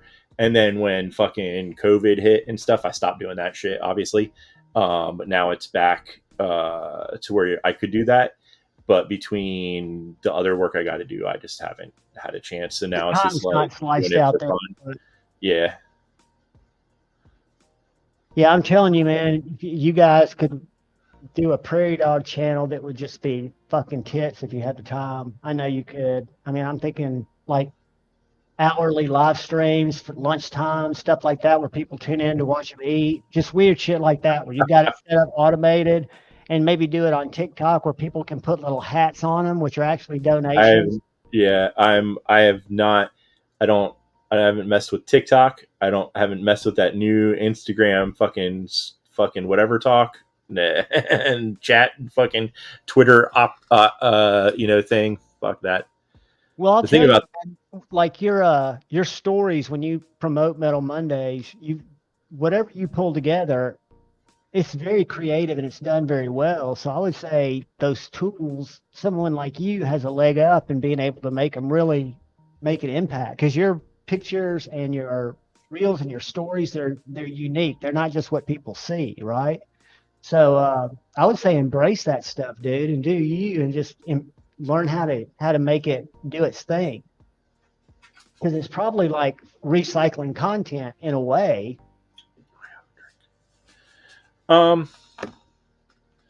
Yeah, I mean, it can be. Obviously, I think they all use the same format for that kind of shit, but I just haven't got around to it. Today, I'm having a half day lazy day, so I can hang out with you. Good, man. Since my arm is all jacked up. I'm glad you're able to hang out. I sent a couple Shit's other killing me. folks like Ian and James, just in case they're around. I don't know if they are or not, but I think D2's working. I think he just has off on Sunday and Monday. right. I think he goes till 10 o'clock this time, which is late his time. No, early 8 o'clock his time. Does that sound right? I think it's later than that. It's 7:30 here now. I think it's like 10 o'clock our time, and then he's got like almost a 20 or so minute drive back home from where he works. BEDC, what is up, brother? He moved out in the middle of nowhere like I did. He's off of a peninsula that's like out in the middle, almost hitting in the water. Did I make this up, or did you say you're about 20 minutes apart? Or did I just and it's just because you got to go down one and then back up another, like, around the Puget Sound there. So I got to go down and then around and up the waterway. Like, as the crow flies, it's probably like 5-10 minutes. Dude, if you were a Maltese Falcon, you could do it in like 75 seconds. I watched a short today on Maltese Falcons. Are you familiar with them? The Maltese Falcon? The fastest bird on Earth. We're gonna watch a video. Have you seen one before? They're beautiful. Yeah, I think so. They're not vegetarian, so most birds of prey are not. No, but I mean it is, and it keeps pulling up this film. I don't want the film. I'm gonna search YouTube. If I crash, hang with Pocket Metal, and I'll be right back. It was actually okay. Good luck. I'm not gonna crash. I'm hoping I won't. Maltese. I don't think that's what the things that attack goats, Patina. I think that's the big condors. These are little guys. Let's say the condors are the ones that knock goats off cliffs and shit. Bird gets spurred. What do you say? Gets spurred. See if this is even the right critter. Okay. Cheeto wants to know something about you saying no tangents. Isn't this whole show just a tangent? What's that? Cheeto Bandito said, "I thought you said no tangents," which of course he keeps changing his damn name. Guys, you know I'm going to tangent out. I want to say it's neurodivergent brain. I can't help it. I try to. I do my best. I'm baby stepping, but I am going to show y'all this Maltese Falcon because this thing is regal as F. Dude, we saw a mountain goat when we were on Mountaineer, and that'll planet. You don't want to piss one of those things off. Onward hunting dive. It is in fact the fastest animal in the world, which soars to great heights and dives steeply down, reaching speeds of over 200 miles per hour. 200 miles. The peregrine falcon is the fastest bird, and it's on a the little planet. guy, man. I mean, that's the whack thing about it is it's this little falcon. I'm not hating on your names, Cheeto, but you're always going to be Cheeto to me. And this is my favorite. Cheeto Bandito. Have you seen The Most Deadly Cat? No. This little guy? This little female is known to researchers as Gyra. Can y'all She's see tiny, that and hear it? weighing a mere 2 pounds, 200 times less than a lion. Looks like a little kitten. Check out what this fucking thing's capable of doing. It's little, smaller than a house cat. Yeah, my cats weigh like She'd be 15 pounds. almost 40 for the falcon. Nah, man, the cat. Oh, the cat isn't very speedy, I don't think. I think the cat just can walk 20 miles a night in search of food. Oh, okay. I was like, think that's that not was- very fast. No, I think the 20 miles a night, but watch this Birds. bird kill. And right leap. She hits her target 60% of the time. It's what makes black-footed cats the most lethal hunters. I'm gonna chime in for D2 because D2 gave us some stupid facts the other day. And he said, I can't remember what it is, but above 60%, he's like, you know what's the most brutal killer? Dragonflies. I forget what their kill rate is, but it's like way higher than that. But this is for cats. This is for big cats, right? So I believe that. And I think he even said during a live, he's so glad they're not human size, that we'd all be screwed if they were. I think he's got a childhood fear of dragonflies. But that little black-footed cat is, and there are all kinds of National Geographic stuff on it, but he's a little, or she, it's usually the she that hunts. But, yeah, snatches birds out of the air. And I don't know if you saw that jump, because they have it on night cameras. It left, its vertical leap left the plane where you couldn't even see it. I have to go grab another drink. I'll be right back. You go ahead, buddy. So, guys, we didn't finish talking about what we carried today. So I'll start out. I carried, and have been since I got it, from Lord Needham, the Null Knives Voodoo. And my left pocket, I think I carried the Jack Wolf Feel Good. I haven't taken it out today, which is odd. The Feel Good Jack. And what I've used today more than anything is my little fixie. My 2KL Piranha. This is a great little knife, guys. And I use my Work Sharp. I've got a TS Prof sharpening system, but I'm trying to learn to hand sharpen. And this knife on my Work Sharp field sharpener, that little guided system that's got the rough diamond, the smooth diamond, and then it's got a ceramic rod that I don't use, and it's got a strop that I don't use because I got another strop. But this is a great little knife at $150. The little TKL made over in Georgia. But let's see what you guys, Pocket Metal, did you tell us what you carried? I just did my carry while you were gone. The Grand, and then switched up to this. It's since we're encroaching on the Halloween time period, I like to carry something that's got like a little of a weird kind of pointy kind of my folding Reaper knife. That is a very as it were good end of the summer day. I think today's the last day of summer, right? I think it ended a couple weeks ago for us. Ghost Malone EDC carrying his Ask American Service knife, which is a the first Swiss Army knife that really has gotten my attention, and a large Sebenza Magna Cut. Very nice, very nice. I handled a mask or an ask at Knife Show 2022. OCD for EDC bought one and loved it. I thought it was cool that it's modular, that it's going to offer different tools, but the can opener, since I don't drink, is not something I really wanted. But I love the hologram blade. I would love it with a tool like a little pry or something like that, or a bit driver.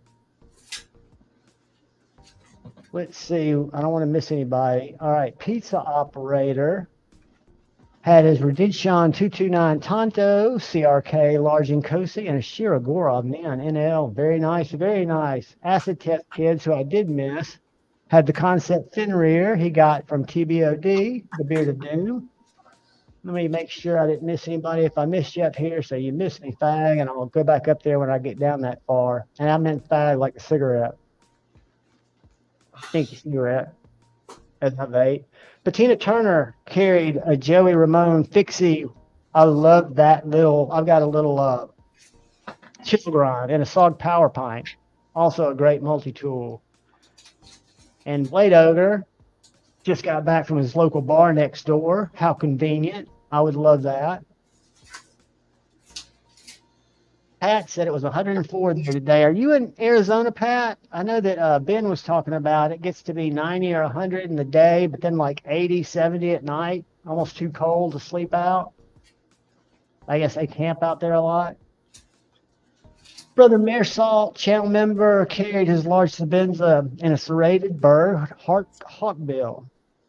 I've never handled a bird, but they look like very nice knives. They look to me just like Spyderco's. And some of the patterns. It's made by Spyderco. Yeah, I know. And the patterns to me are sometimes more appealing. Demon Knight 13, the Stormtrooper Growler, and the Arcane Designs Praytheon. I didn't mean to interrupt you, Pocket Metal. What were you saying? Oh no, I was just gonna say it's you know, they're more budget friendly, made overseas, but yeah, I think that they do like almost a huge amount of the same patterns as the regular Spyderco's. Yeah, they look good, and I've heard only good things about them. I see it too. He does a lot of sharpenings on them. He posts on Instagram. I guess where I see him most recently is Lacey Lace EDC.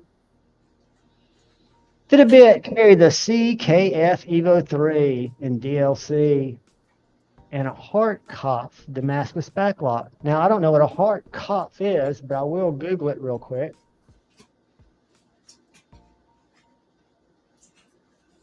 If I can spell it right. Hart KOPF.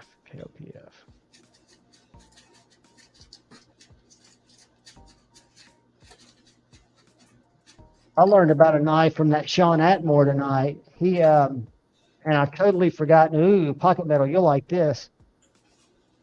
I want to share this real quick. Now this is just the maker. I don't know if this is the actual knife, but it's German made. Are you familiar with this brand, Pocket Metal? No, I mean there's so much shit out there.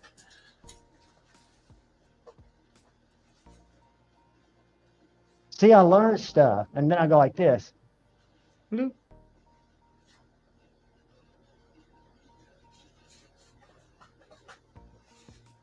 I'm a fan of the one with the little fork though. And I can't remember. It was a three-word trio, and the guy reminded me of Walter Wells, who uses like really old Westinghouse micarta and really traditional old looking micarta that it makes these hole in the fuller cool flipping knives or pocket knives. Oh, the guy that I told you about, Wells Blade Works. No, well, Wells, you did tell me about, and this guy was Sean, the guy from Peace Neighbor that plays Iceman, was talking about it, and MC had never heard the brand, so I went to Instagram and followed it. Let's see if it shows me what I thought most recently. And Metal Complex went there and was like, holy shit, I can't believe.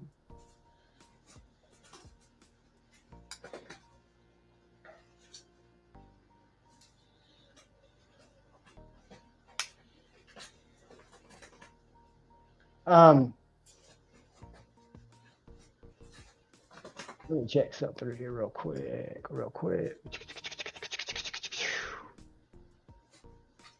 But it was a knife that, again, MC, for him not to have heard about it, I was kind of like, wow. And then when I went to it, I was surprised that it's a small maker, right? How does it show you? Do you know what Instagram shows you, what you follow? All right, let's see if this shows. There's a way to look up if you liked it. Well, I did like some, and I'm doing followers. I wonder if it will sort them by following. Let's see if it shows the last one. Damn it. So I wonder where. I'm not going to go for it, but I just wanted to.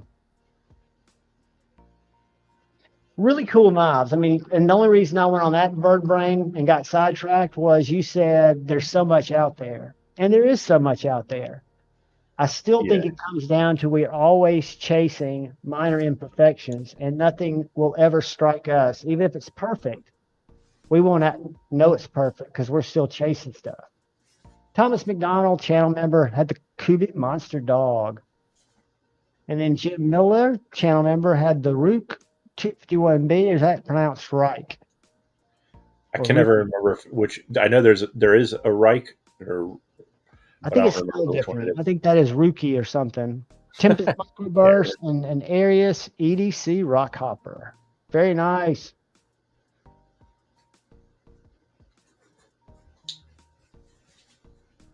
I've held a Sebenza and they feel really good.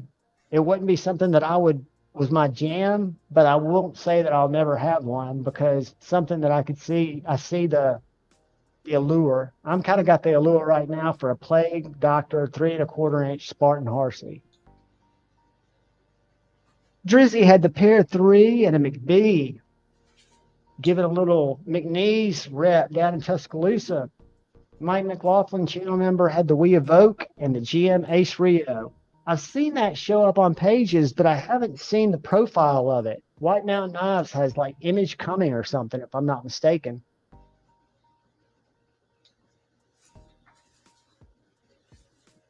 Pat had Civivi Imperium in copper shred. Nice knife. Oh, you're in South Texas, Pat? I bet it stays hot there longer than it does in Phoenix. But I bet you have those desert nights, right? Where it gets cool, where it doesn't keep heat in. Brother Twang Thang carried the Quiet Carry 9. Fantastic knife. And Kaiser dropped Cocaine Bear and Toxic Storm just to scare the kids. I love it. 90 right now, so yeah. But that was a hot day. I would think if it's just 7:47 there, I don't know what time the sun sets over there. Where at?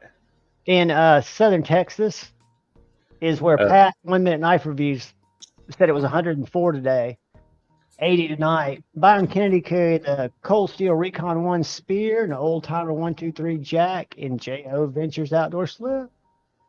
Very nice, very nice.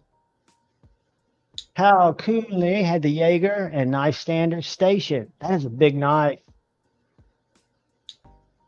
Love it, love it.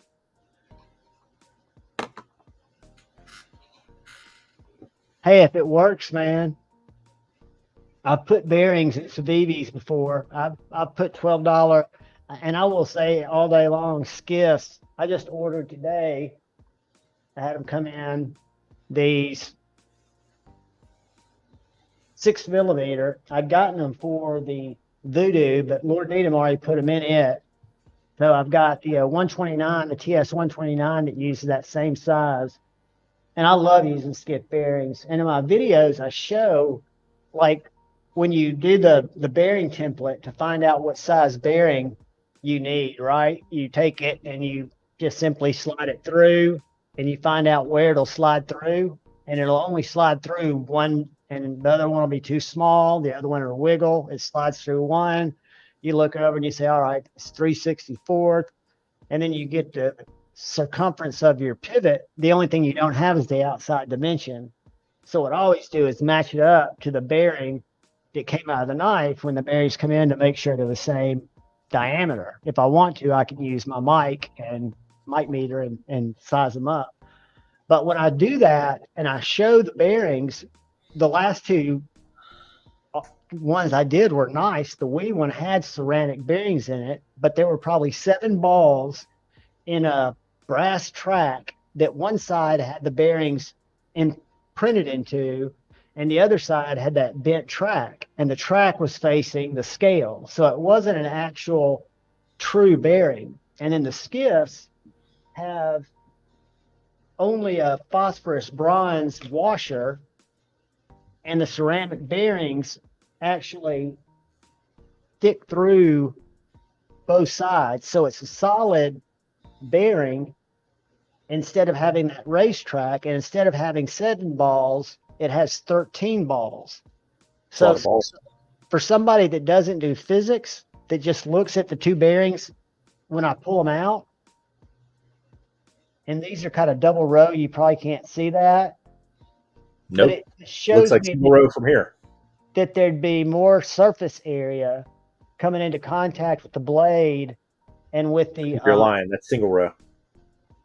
It may be single row. It is single row. Dude, Dude, I'm trying to wear reading glasses so I can see stuff. But I have put them in, and if you go to the other people have too, because if you go to the compatibility guide on Skip's website, there's a whole list of Civities and what size. Most of them are 5mm. Let's just look.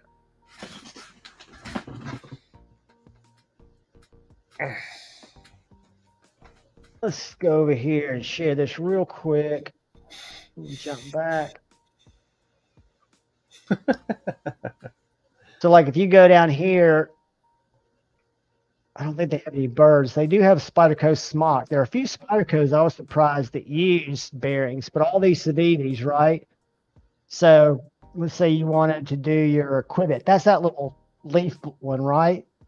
The Quibbit's little button lock.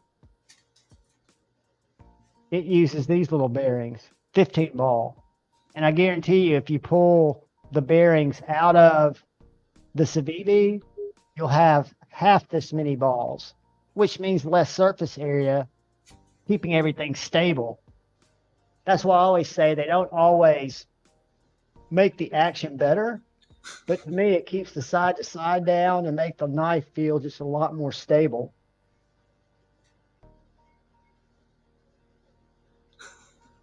All right, brand new American, the Combo Edge Tenacious was a gift from Hope Sweet. Eight Ogre carried the GEC made Remington Silver Bullet, Granddaddy Barlow, and the Sleazy Ogre J Cow. Nice. And that was Jason that texted me earlier.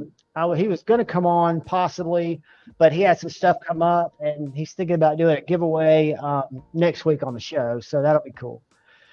Brother Jeffrey Dawson, channel member, carried the Arius first half of the day and switched to Roosevelt for the evening. Well, that is an absolutely killer carry. Those are 2 grails. Actually, the Arius I was able to move off my grill with because I used my buddies for a while and loved it, but it's a little big for me. I'm have to let the cat in. Gonzo carried the Microtech Glycon. What's that? Address things that I'm missing because I'm way behind.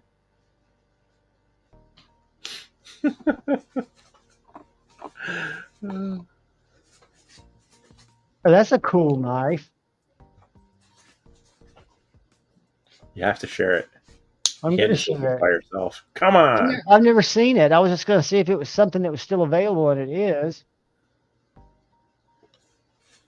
I'm not an out the front guy, but that one looks pretty wicked.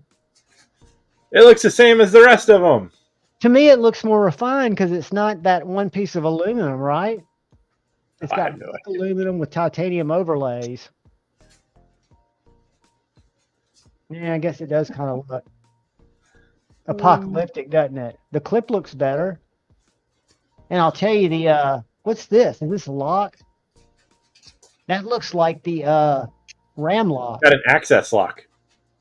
But it's an automatic, so would that maybe be a lock to keep it from opening? I have no idea. It's got to be. See what it says. Blah, blah, blah. Double-edged bayonet. Blah, blah, blah.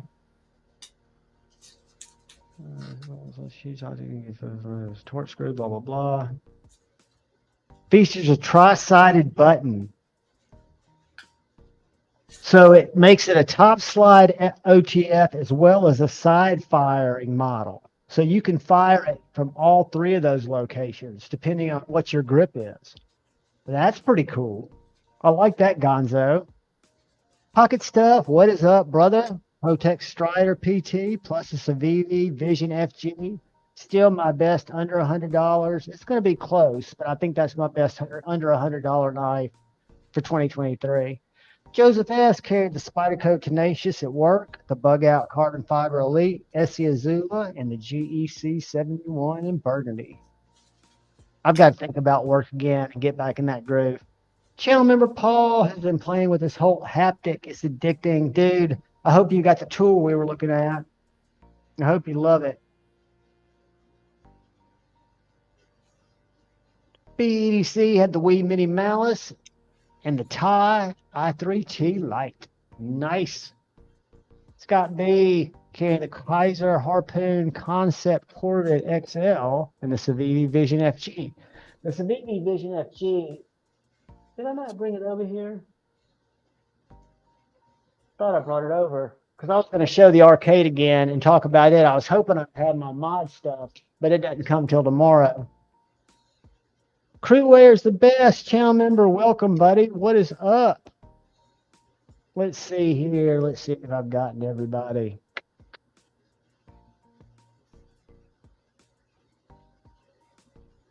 If everybody here, go subscribe to Nut for Knives. Nut for Knives, drop your link in there, buddy. You should be a mod. Everybody should be a mod. I can't see the other chats trying to catch up.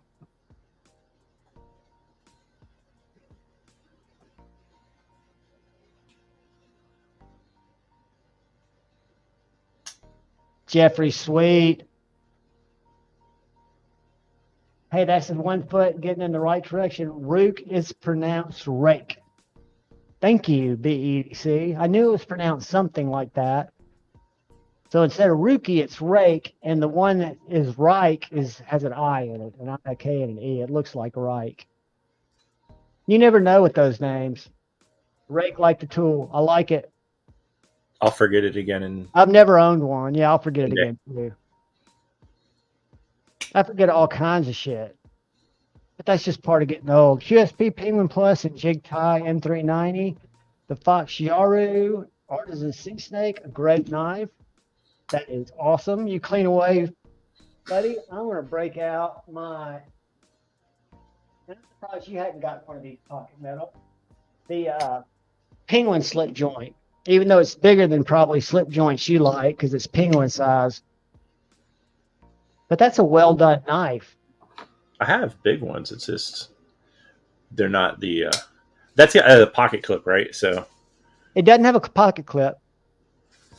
It's a slipper. It's clipless. This is a 4.5 handle, 3.5 blade. So this, the Penguin, I gave away my original Penguin, is a 4-inch handle. So yeah, you do big ones. And I think it's a 3-inch blade. See, that's it versus the Grand. I like it. But, you know, I don't carry it often. When I first got this, I had regret that I didn't get the carbon fiber in 20 CV, and I almost gave this away and then bought the carbon fiber in 20 CV. And then I thought about it and figured I'd hold on to this for a little while. But for a slip joint, I still think the Hedgehog, because of the hollow grind, is better for me. Yeah. But it's a cool knife, and I always loved the Penguin. Was probably one of the first 5 knives I acquired when I started collecting again and watching YouTube videos. So that doesn't have a clip on it? That's surprising. No, it's clipless, dude. It's it doesn't come with a slit. It doesn't come in a tube. It comes like a regular QSP. But you can tell, I would expect in this, but it's got these G10 liners. Yeah, I like the way it looks. It's I just like I'm it very too. surprised that they decided to go clipless on for QSP. I love Considering that it Austin. probably doesn't look like a something that'll fit into a regular slip too easy. Well, I use that slip that is there, large slip, the traditional pocket knives large slip. Mm. I put it fits perfectly in that, Oh, okay. which is their Which, large. It might be their medium. yeah, It's I have the medium ones. a nice 4 inches close. So I'm saying this is probably 4.5. 4.5 by 2.5 is what Yeah. this one is. Yeah, I use the medium for the like the 86 like you have, and it fits in there good with a little bit of room for wiggle room there.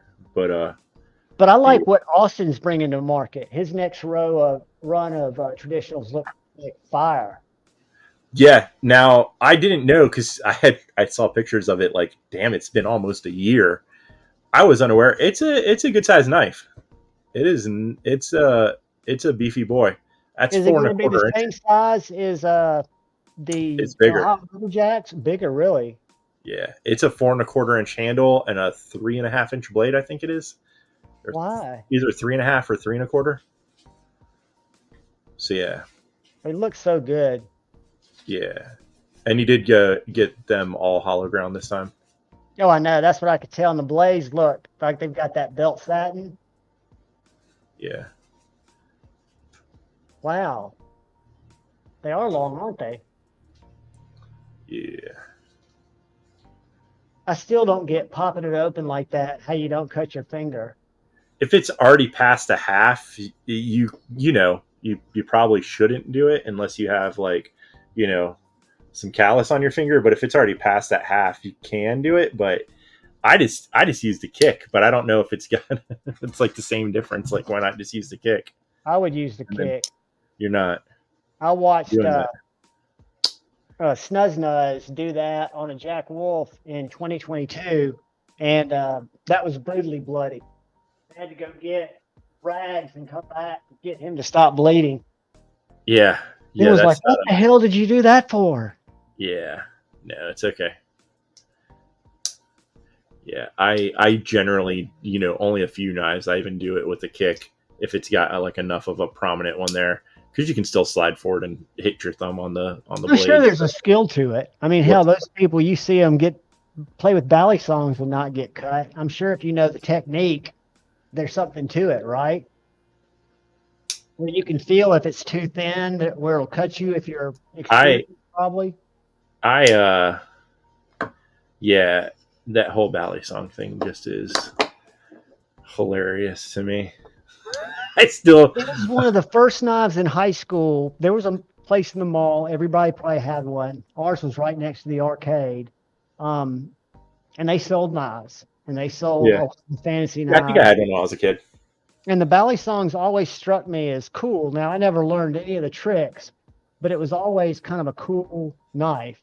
Bigger than I ever used, and I wasn't cutting stuff back then. But,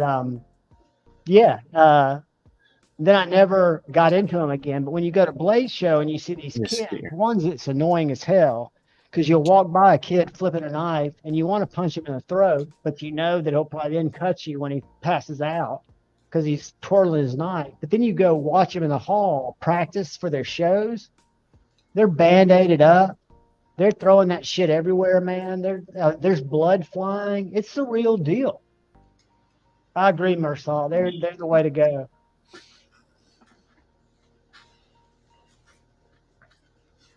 Ed, if the senpai Elmer said more balls, he's probably right because he knows more about knives than me. But I would like more balls just because he likes less balls. That's my position on that. That makes sense, though. I would say, Mersal, that it's not the same as breakdancing. I would say it looks more like kids that go to raves. Are the kids that play with Balisongs. They get some glow sticks and they listen to that beepity boopy music, and suck on Talk about- pacifiers and play with their Balisongs. I know you didn't watch Ray this morning. You don't watch him, but Edie, Everyday City Carry, played a video of him probably when he was 15, his first YouTube channel. He was big into dancing with glow sticks. It was this Filipino thing where they did like break dancing, and he learned all these break dancing moves, and he joined these communities, like these glow stick dancing communities. It was funny as shit, dude. If I could remember what Instagram it was under, I'd pull it up and show you that shit. Man, Popping and locking it with. was with glow sticks. It was not breakdancing. He did good, Y'all man. need to get back and watch Breaking 1 and 2. No Breaking glow, 1. no glow sticks. Peace, operator. That's awesome, buddy. I'm glad someone's loving it. I hope she doesn't cut herself. Here's NFK's 20's YouTube channel, guys. Let's go follow it. Let's go look at it. Let me see if we can find a video over there. Maybe we'll do our giveaway over there. Let's do this. I'm right there with you, Patina. Oh.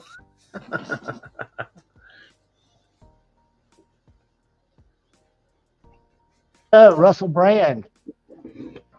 Is he a pig, or is the government coming after him, or both? What the hell are you talking about? I'm just changing the subject. Russell Brand, have y'all not followed any of that? No. There he is, NFK 20. Let's share this, and let's find him. You got any videos over there, buddy? Let me see.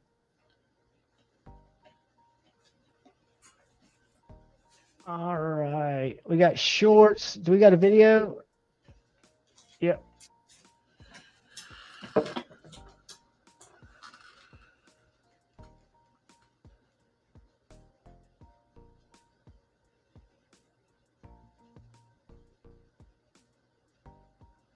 Leave comments on shorts. I don't know if I can do giveaways for shorts. So what we're gonna have to do What's up, my brother? is, you guys, if you got the love, I'm gonna drop it in the chat too, and y'all go sub to Brother Nuts for Knives or NFK 20. Watch a video, leave a comment, just a howdy. Be right back. All right, bud. And check out like the sandstorm there.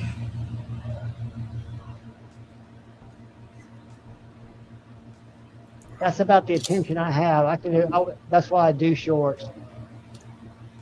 That thing will cut your hand off.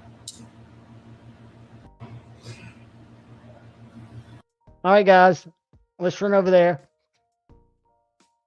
I'll wait for y'all. Give them a sub. I know it takes a while and it's not easy to do. Throw you up a little long form video. We'll all go comment on it, and we'll try to drive you up that way.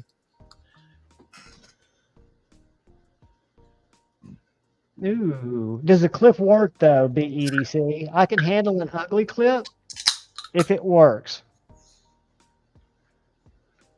It's called the Bang.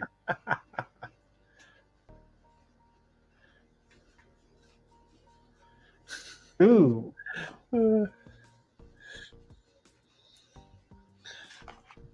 That is a beast.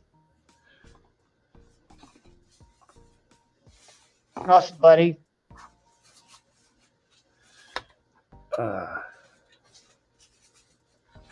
What is up, Brent? I'm scrolling as fast as I can, guys. I'm trying not to miss anybody. Every time I get sidetracked, I get behind because y'all talk to each other, which is good.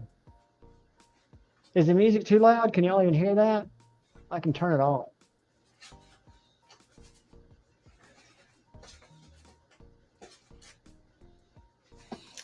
No sad. People are asking what video you're going to. Did you put a link?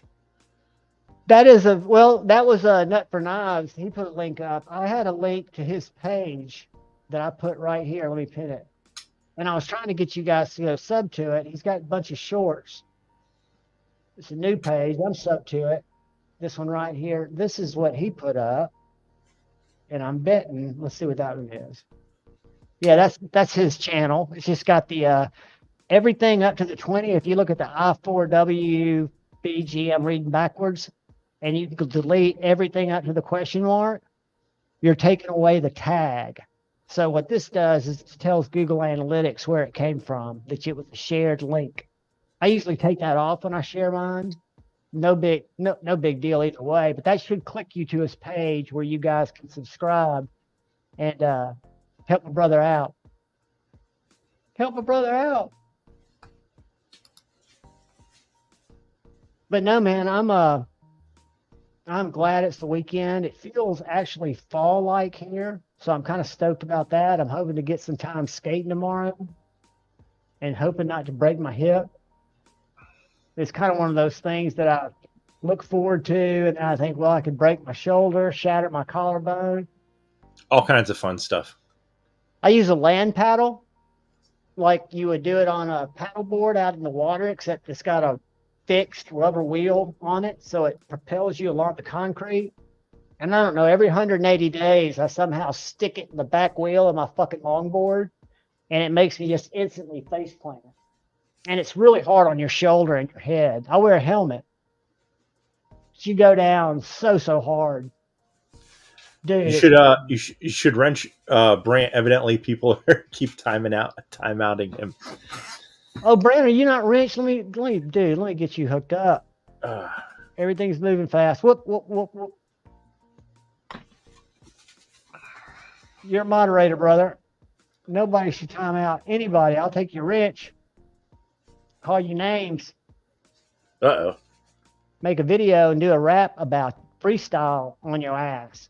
Do a chicka slim shady hotter than a set of twin babies.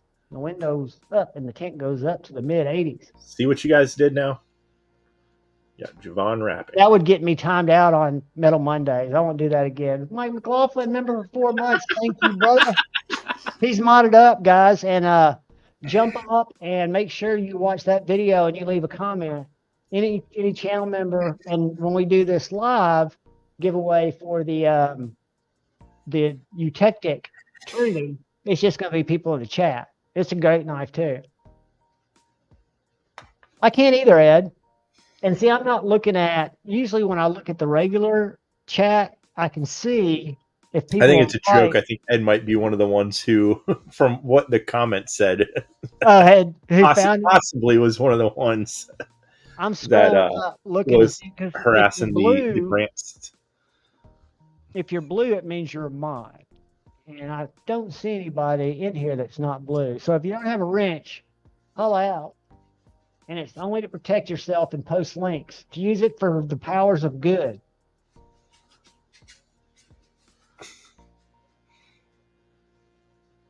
That's harsh, 300 seconds.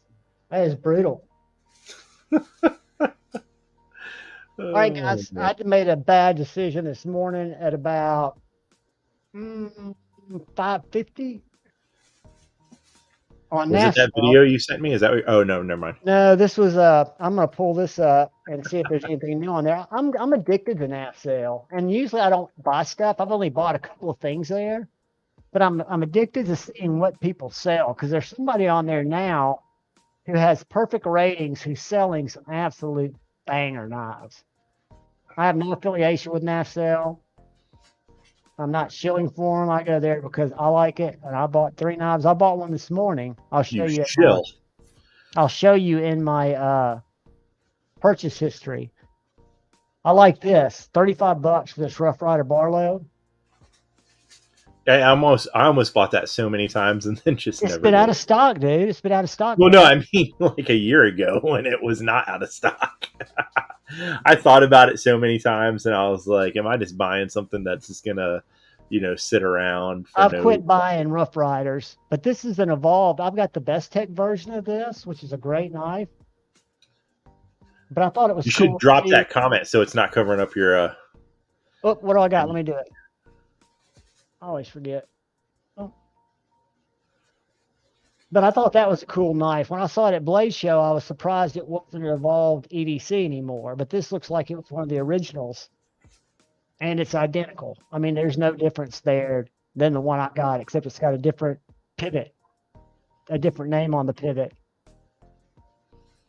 But I just think it's fascinating. And there's one guy, when we get down here a little further, because these are all new, who's selling a bunch of customs. I mean, like $1,200, $1,500 knives.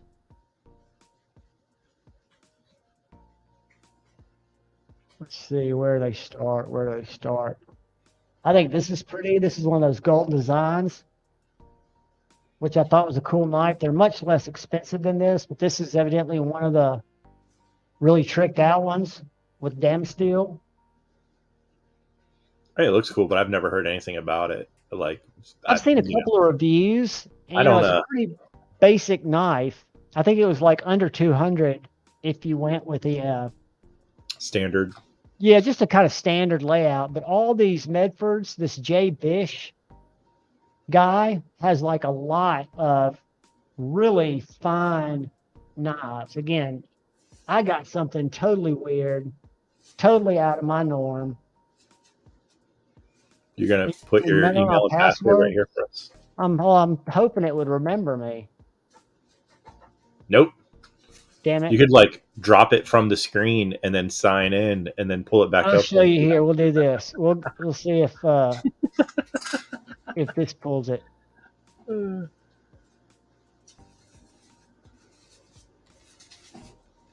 mining. That's not it.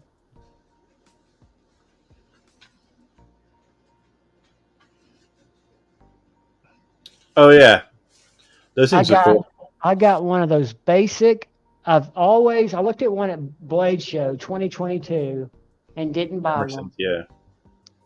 I don't know what There's a conversion you can get for it that makes it look pretty awesome, but it's expensive as shit. That's what the guy had bought it for. This one right here, right, with this hollow grind. Yeah. He said he had bought it for an original mod project, and then he never got around to it, so he was selling it like new in box. Pretty good price. It was early. The sun hadn't even come up. I said, why not? Kyle, put your login and password up there. I like that. Y'all go sell some stuff for me. Make my wallet fat. Lord knows we all need it.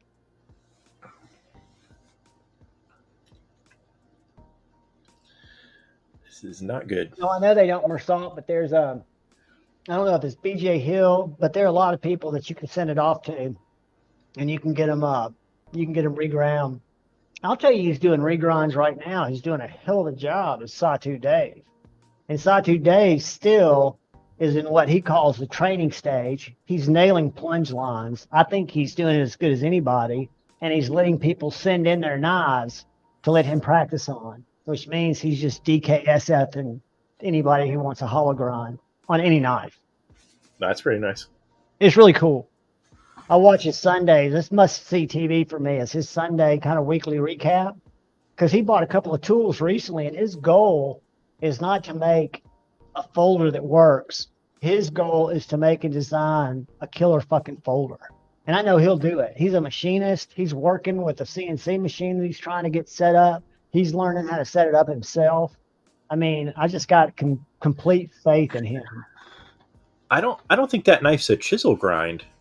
It's not. The A100's not a chisel grind. I think you can get it at chisel grind. This one's.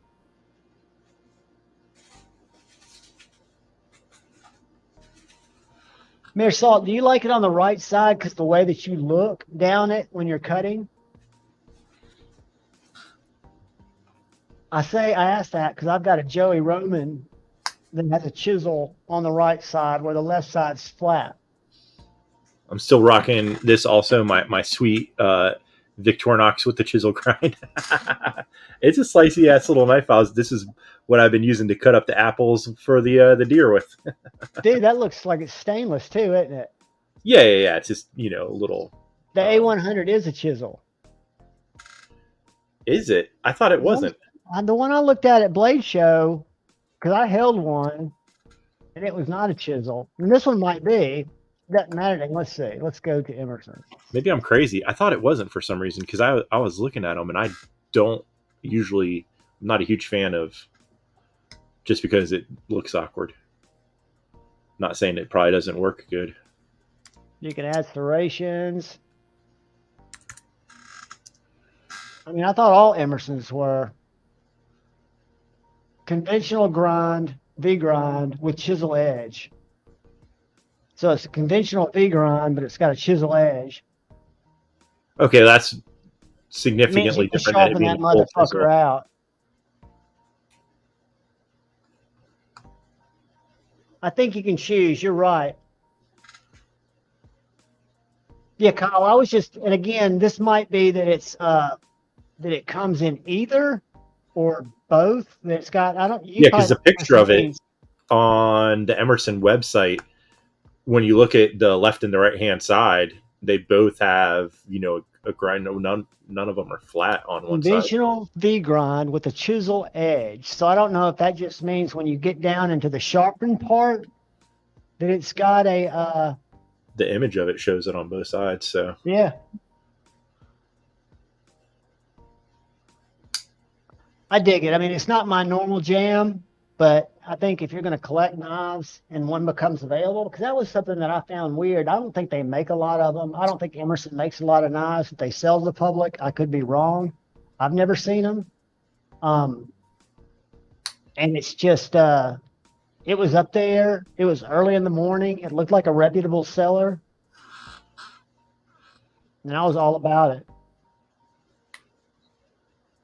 So let's do a giveaway in the chat. And I want all the channel members to go watch the video that's pinned up top, because I'm going to go start checking it here in a little bit. Let's see this. Insta. Oh, did your package come in yet?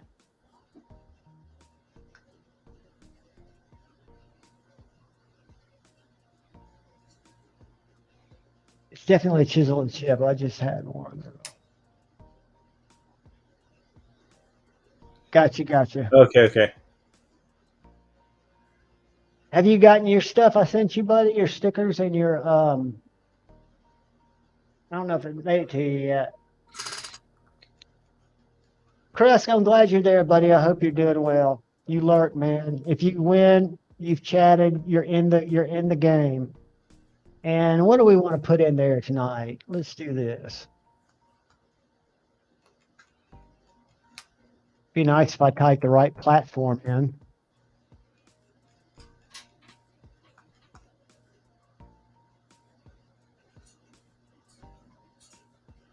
Here we go.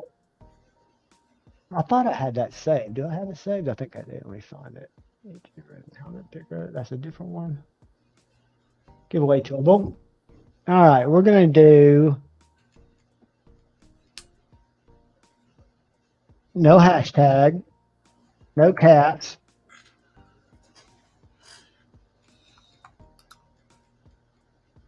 And this is the keyword for, whoops.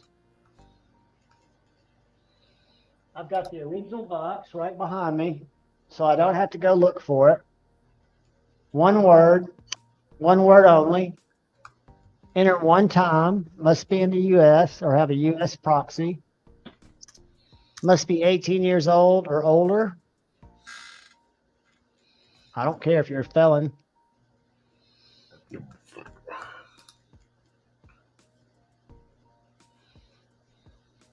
But throw those slip joints in there.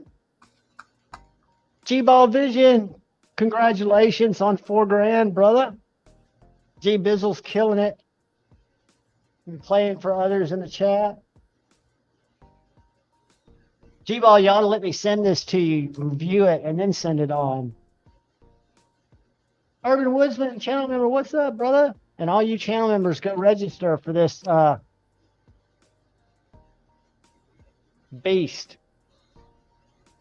that I promise you you'll like. And I encourage you to get a T15 and T8 and take it apart. Mere Salt's playing for Pretty Fly. Isn't that the Yeah, Jim, go back in there. No hashtag. This is the 905. So this is not the one I don't talk about anymore, even though it's a great knife and I love it. Both of them, there was, and I haven't tried applying heat or anything like that, but both of them, I was taking them apart and there was like one screw or something on them that was just like, I mean, it was just in there fucking good. So I stopped and put them back together. But each one of both of these came apart without any snapping them together. They were just smooth, the big hardware. It's a Eutectic Trinity G-Ball. It's Leon Ma's budget line. This is the version 2. What is up with that? That's weird. So if you win it, DSKF it, but I'll send it to you. You ought to do a review on it and then send it out. Let's see how many people are in there. We got 41 in and we got 61 in here. I know some people are snoozing, so some of you guys that are lurking, come in and throw the slip joint in there.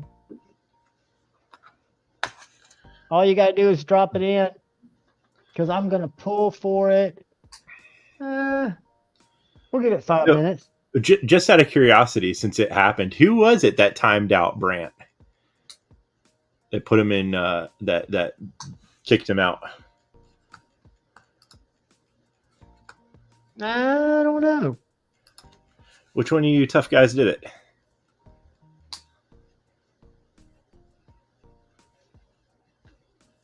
This was not my pre-order. This was the actual production run that came in after the protos. I bought a proto at Blade Show 2022, put it away, and then picked up this to see how it changed. I'm still waiting for him to make the Eutectic FD, which looks just like Fitbit timed him out. That's an ass move. Now, we don't pick on Brant. We love Brant. Pick on anyone. It's like, what's the point? I agree. Came in and said hi to people, and then people were being assholes. A lot of people do things thinking it's in fun. They don't mean anything by it. Kyle Coonley said he didn't time him out this time. So I guess everybody's in there because I'm going to go in here and refresh. Let's see what we got. 44 entries. 60 people in there. Fitbit didn't time him out. Yeah, he doesn't have a wrench. Oh, I need to get him a wrench. Let me see who doesn't have a wrench. Let's take a look. Because you can bust yourself out with a wrench, right? I have no idea. Me neither. Honestly. There's 2 different versions now or some shit. All right. Fitbit is a moderator. I know Brant's a moderator. Like everybody else is blue. Oop. Yep.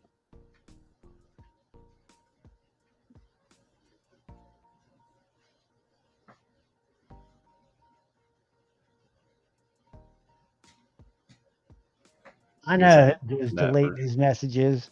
My sleuthing has come up with the culprit. I'm disappointed in you, sir. Mr. Do something kind for someone. My brother from another mother. All right, we got 45. We're up one more. Anybody, if you just came in, you don't have to put a hashtag. Just drop slip joint in there. We're going to draw for it, and we will move on to the number giveaway here shortly.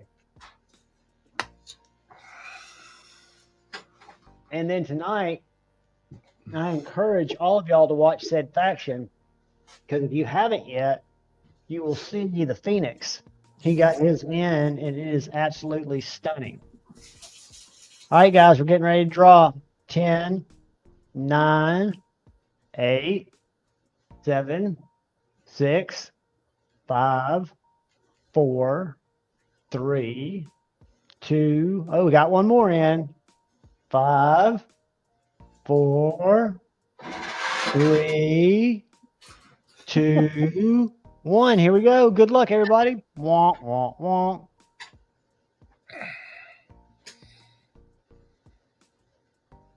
You can do it, Jim. Brother Mayor Salt, the man, the myth, and the legend. Congratulations. Come here, Saul. Where's my Let me write it down, and then I'll get you my email. I think I got you, though, buddy. If I've sent you something before, I've got you in. I think you sent him a few O-lights. I know we talked about it. I'm going to throw my email in there just in case. If I haven't, email me, and I'm going to write it down before I forget it. You'll get some good swag, too. I've got a bunch of other swag that I haven't been sending out in giveaways, which I should have been. But I loaded up the last few with swag. So, Mirsal is the proud winner. I'll put this in the box right now. And once you email me, it comes in a little pouch. I will drop it in an envelope. It's even got the troll candy in there. Going back in this little plastic pouch. Oh, Demonox said that he played for P-Fly. Oh, Mirsal played for P-Fly. Pretty fly for a knife guy. Congratulations. I mean, I'm just do that. I don't think that Demonox would make that up. So I'm sure that if he said it, then he did. No, I'm sure. I believe that too. And I'll go up here and check just to make sure. And Demonox, will you email me at Knives Live? I know I've sent you something, but email me anyway, just so I have it. And that way I can also copy your email address and put it on your shipping label tomorrow so you can track it. Mirsal, thank you, brother. That is too kind of you, my man. And congratulations, Demonox. I'm going to write it in here because I'll still forget. I'll have a conversation about it.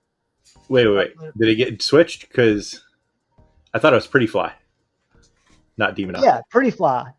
Pretty Fly for a nice guy. Hold on. Did I take it down? I did, right over my thing. See, I told you I'll forget it. Let me go over here. Let's see, where did they put it? You accidentally said Demonox because Demonox's the one that said, right. Yeah. Where is it? Here we go. All right, so. Yeah, there you go. Yeah.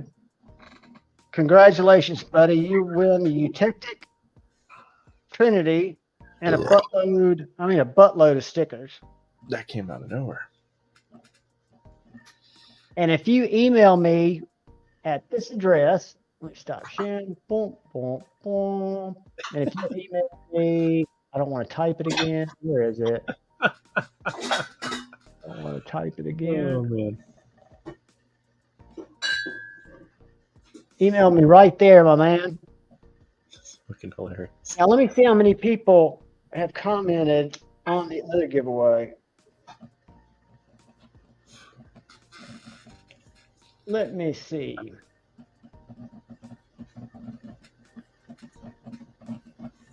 Keep them company because I'm going to look like I'm staring off into space while I'm trying to figure this out. This always gets kind of squirrely for me.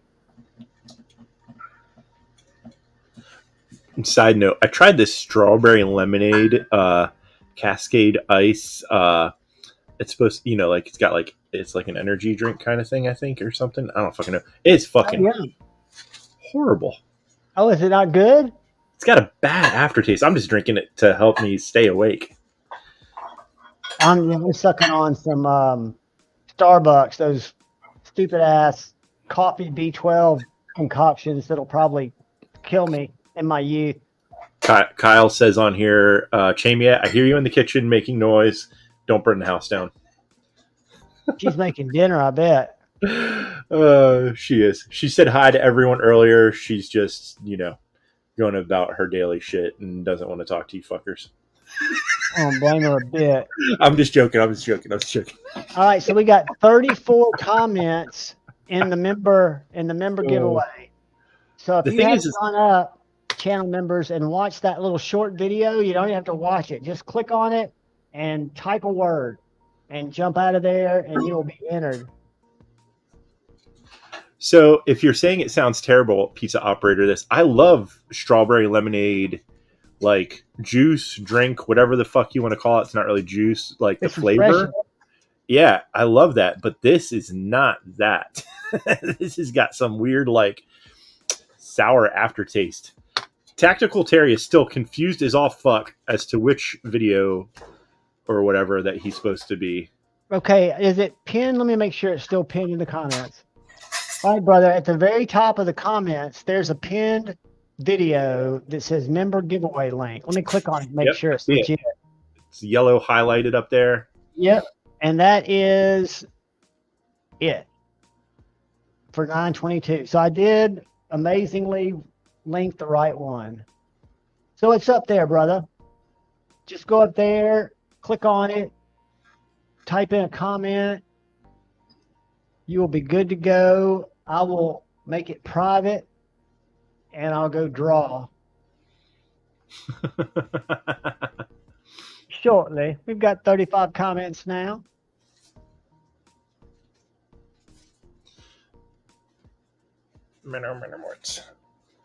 Oh, shit. So there'll always be giveaways to win. There might even be another one tonight. Who knows? Good Lord. Who knows? Uh-oh, a fly just flew by. Y'all got to hold back. Where's the gun at? It's right here beside me. Do you carry it around the house with you? I keep it in arm's length, and I don't have a lot of flies, but I pray for them. Let me turn on my laser.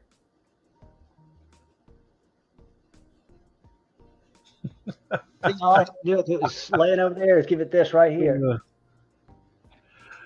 Cheeto, I'm planning on doing something with that. So I haven't talked about it yet, but I did get it. Best advice. It took me about 6 months to learn that when mine was going through colic for the first time.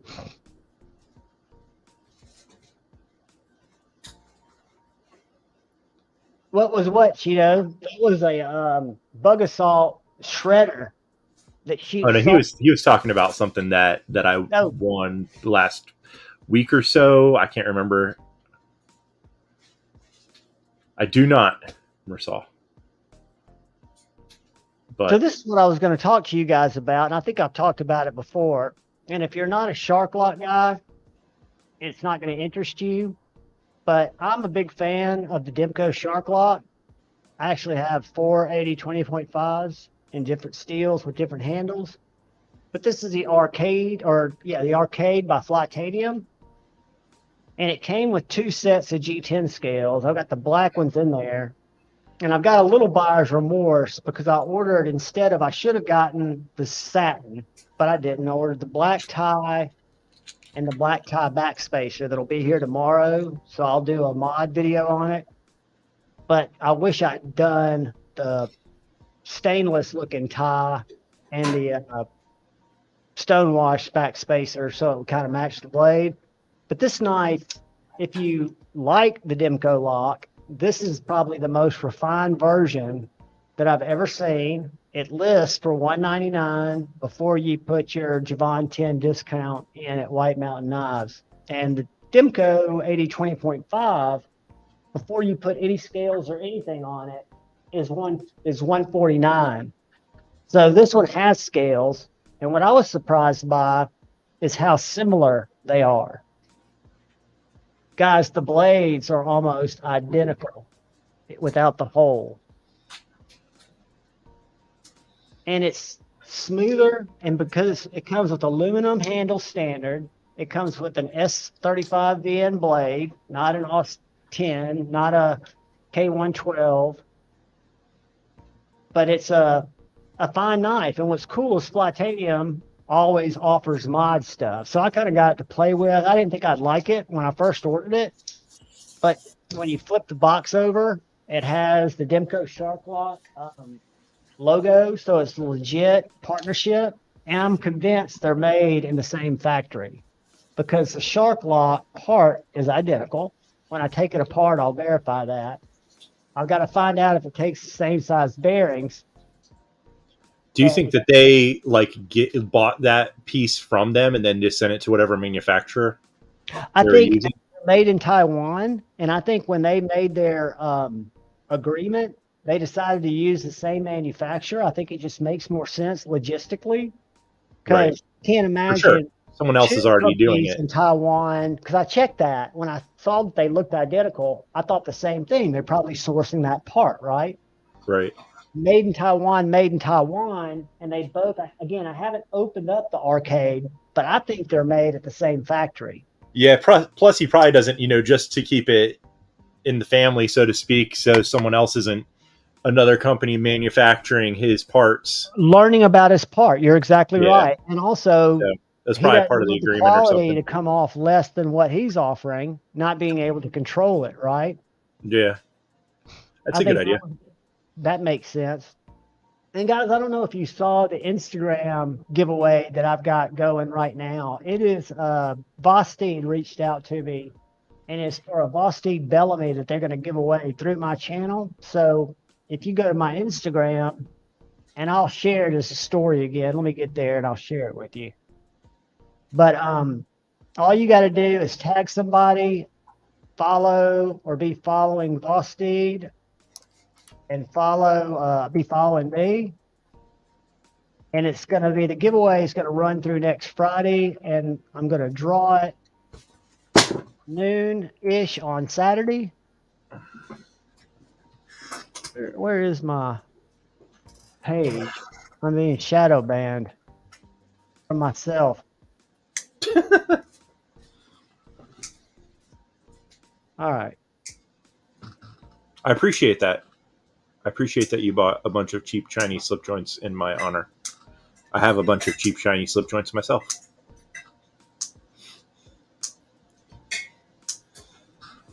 Got a box of them sitting around here somewhere. They're good. Yeah, I have this little That's little what Rough got Rider me right here. drinking. Someday I'll find a non-cheap version of it that I like, but this one, with the black bone and the copper, I thought that was a nice looking knife for $15. Let me see if I put the underscore there. Why am I having to type in my whole freaking URL and still it's saying not found?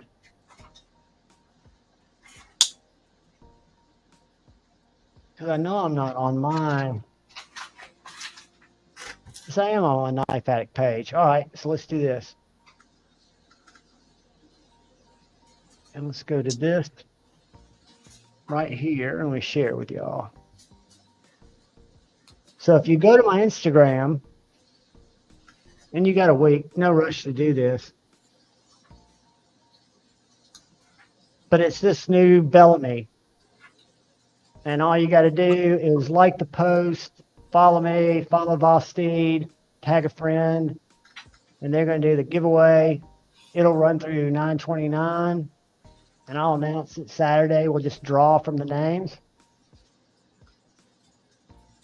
So I usually don't. This is my first attempt at an Instagram giveaway, and they were cool enough to sponsor it. So I was like, cool, we'd be happy to do that. Get you guys a knife. And I've been really pleased with their knives. I love my Raccoon. Mine doesn't have button lock failure. It's an early one. I really like my Nightshade. I like that Corsair that I gave away last week. That's a good knife. Has really snappy bar lock, probably one of the snappiest bar locks. So different than, for example, the Kunwu that are much worse. Jim, yeah, those the brothers, everyone that has had one started, as far as I know, Patty got one. I grabbed, Patty had a few of them. Then I got one. Then Stevie had some at some point. I think you might have used them as giveaways and shit.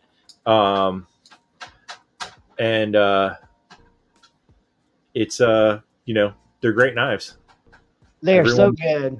For the money, you can't really beat it. I think it's better than the Rough Rider. The thing I don't like about it is the branding on it. It's so goddamn big. It's very heavily branded on that one side. Yeah. Other than that, they seem like they're great. And the one that's bone, or that they call bone, that's white, is back in style. I think this is the 1508, but they've got the 1508 in bone too. if you don't like the carbon fiber, if you like something more traditional. I gave away one to Jim, but I think this one, I mean, that comes with a great edge. 35 bucks, I want to say. You're the first person, Marcel, that I've heard had a problem with it. I had the Trapper. It's a backlock. I can't remember the number. It's very cheap, like $20 plus $30, depending upon where you get it. But that thing's been, I mean, I don't use it all the time, but never had any issues with it. But damn, that sucks that the back spring broke on it. I've only had one slip joint that the fucking spring broke on it so far. The Brother Sidebuster. I don't think I've seen that one. They have some that look very like, I don't know, maybe he's not talking about this, but they have one that's like looks Sidebusterish, and maybe there's a different one, but it has a back lock on it. But maybe there's another one. I can't remember. I haven't looked at them in a while.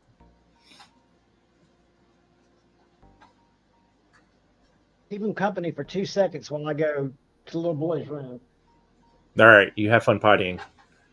Yeah, I don't know what the fuck happened to mine's in one of my bags somewhere, but I think they're, you know, decent for the money, for like the $30-ish, $40. Yeah, it has a back lock. So they did one that was like a black and red color. I think the one that I have was like I don't remember the fucking number anymore.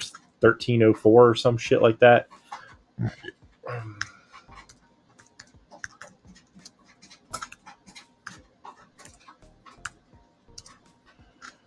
It sucks because every time you try to type in something to do with the damn Brother knives, if you don't put knife in there, it brings up sewing machines.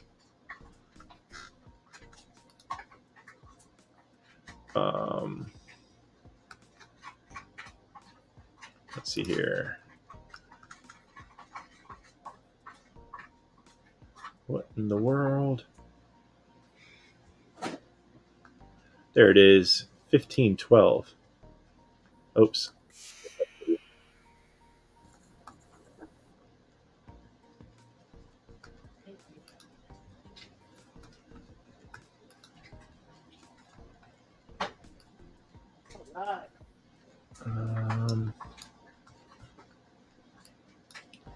I think they got this thing for what's it say? $25 on Amazon right now. I don't know if I can share things. Yeah. What's up?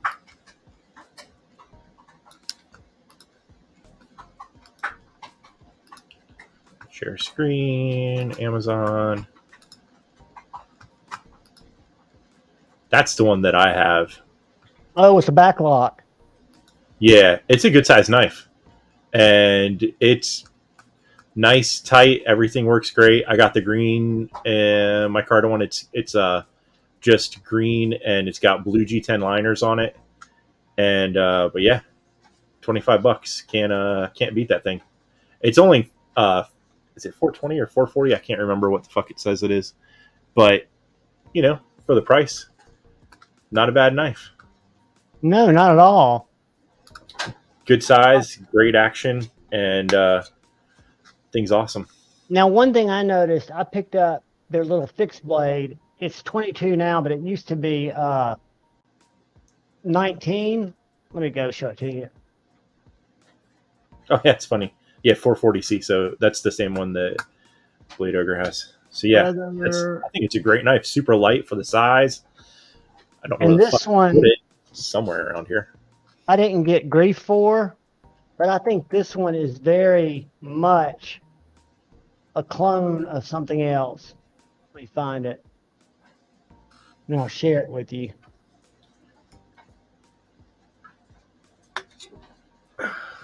Yep, never get used to that taste. What the fuck? It's gross. Let's do this. All right. I think they y'all know what an SC Candura is? Yes. All right, tell me if this looks like one to you. This is a Brother knife. It is a great fixed blade because I've got a Candura. Oh yeah, I think you've showed this before. I think it does look a lot alike. It's a lot thinner. It does look exactly like it. I bought both of them I put the black blade on the black handle, and then I gave away the blue and the satin. But it's a great little knife, and if you hold it up next to the Candura, you can't say they're not very reminiscent of each other. Yeah, unfortunately, Mersal, they do, a lot of those companies make, clones of stuff. So it's, A lot of it's cultural. It's not that they're thieves as much as their culture doesn't treat intellectual property like we do. They think it's kind of greedy. Once it's out, that if you improve on a design, and I've heard this about other products, they feel like that's a showing of flattery if you take someone's design and try to make it better. They just see it totally different. And they've never seen it our way. I mean, again, I hate it, but anytime, right now, if you go on Amazon, you can find a relative, you can find a full frame lock Nimble, and you can find a Nimble X. Yeah, I'm not. That are totally, and they're M390 and they're $88. I don't know what the reasoning behind it is. I just choose not to buy those types of things. But at the same time, it's like I still have bought stuff from the company and still suggest people, fucking get their slip joints or that style of knife from them, because for the money, it's a great fucking knife. The ones that I've had, and then whatever. But that's my 2 cents. Yeah, I believe I was wrong when I bought the one that I did for research, for science. But I'm amazed that you can't make a phone call to Amazon, American company, and say, hey, these people are using our design. I can see how it'd be hard to get it stopped on AliExpress. And they might have taken it off, because I haven't been able to find it in the last couple of days. And I messaged John about it. M-Bomb, you can definitely get stuff that's M390 for $88, because shit got a lot of Tucson's that are in M390 now. Oh yeah, for heat treat for what it's supposed to be. I'm not saying that, but they definitely make shit in those steels for those prices. I mean, one of the slip joints I have that's M390 from them, I got it for like $60 ish, titanium M390. So, and it's super thin and slicey, so it's, hard to tell if it's, And these look like, if I could find them, they look like they were for sure run in the same factory. So I'm sure they're just overruns. Tippy, fuck off. You're not going out killing animals anymore. You've had your fun. Now's the resting hour. She'll stop in a second.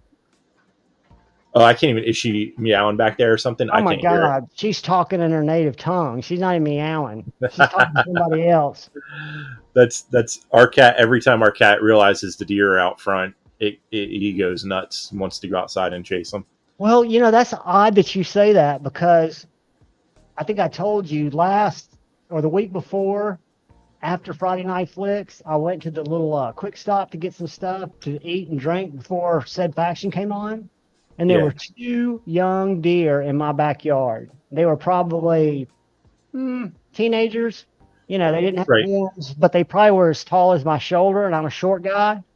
So I know they were out there, and I know I can smell deer.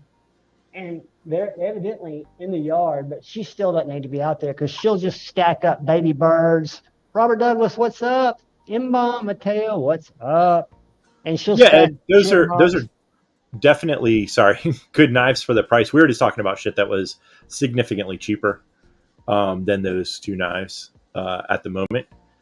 But also I just want to say, M-Bomb, if someone tested it, it was probably what the hell is that guy's name? The dude who had a knife made by Tucson. Not Brian. No. What is his name? It's an older guy. Lee. Love Them Knives. Yeah. Lee and Love Them Knives. Yeah. he's the one that's always sending shit off to get fucking tested. So There's I don't Brent. know if he's had that any of their, but it seems like he would have since he used them as a company. Brent, you're a mod, and that Make one of his asshole lives. G-Ball's not here to put you in timeout anymore. I didn't know he did that. Yeah, I don't. I just Unless saw someone's- Rob, and I think, yeah, Rob, good deal. You're a mod. How are you, buddy? Rob's Nerdy Knives. Good to see you, bro.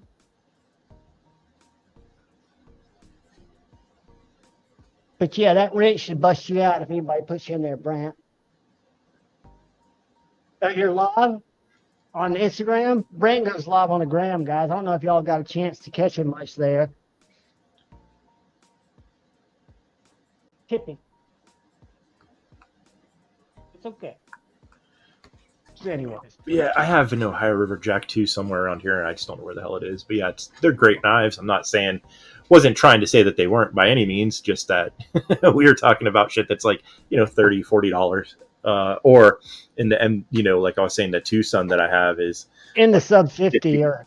yeah, $50-$60 depending upon, and that's grabbing them off of eBay if you're willing to play that game and get them from the eBay, versus White Mountain Knives. It just depends upon how much you want to, be sure you can actually grab something. But a few of their slip joints that I have were able to get off there for a decent price from them. Yeah, I'll pay the 88 retail because I don't have the patience or the It's perfect for you because dexterity. most of the time that I do it's in the middle of the night, like 5-6 a.m. our time or some That's shit. when they end. Well, a lot of times it's because it's I think it's the eBay's from China, so I don't know what time that is over there, but yeah, like middle of the night over here is a lot of those auctions end, so you can luck out on them. Yeah, I've used eBay a bunch back in the day, but I just haven't used it for knives. Oh, It does look very cool, Mersal, and they're going to make a lot of different tools that will be, what do you call it, modular with it.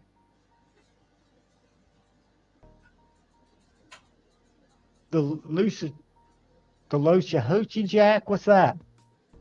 I don't know. Loose.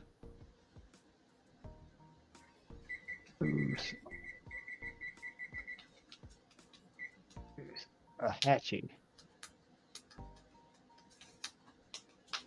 She walked across my keyboard and cap locks me, god damn it. There's some I can't remember what it's called, but there's some key command that you can hit and it makes like 90% of your keyboard not work. And our cats have done it to us so many times. Drives me nuts.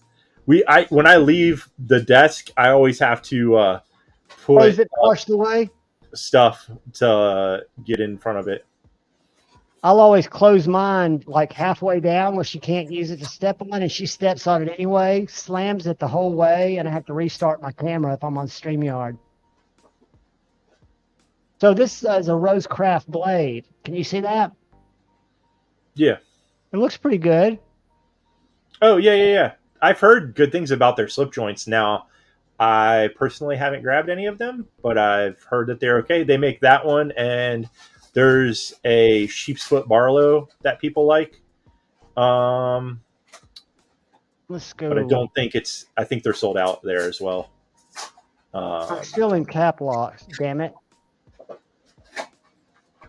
Okay, I got it done. Oh, yeah, and the one that Blade Ogre just said, it's the red one that's, I think, down one more. That one on the left, bottom This one? left. Yeah, he's got that one coming in. And that looked cool, too. That looks cool, too. Yeah. The sheep's foot one looks pretty decent. These have kind of been interesting. I saw one of these at Blade Show and actually handled it. They're doing a black version of that soon. I saw pop up on Instagram.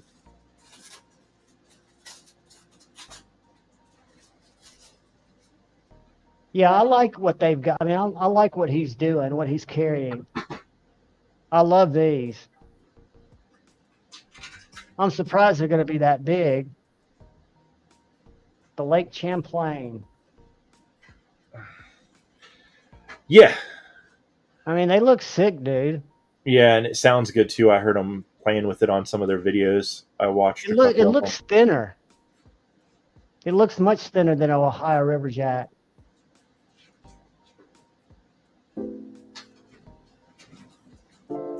Yeah, it's not definitely not the same. Is it QSP? Do we know? Yes, yeah, for sure. It's definitely not as thick overall.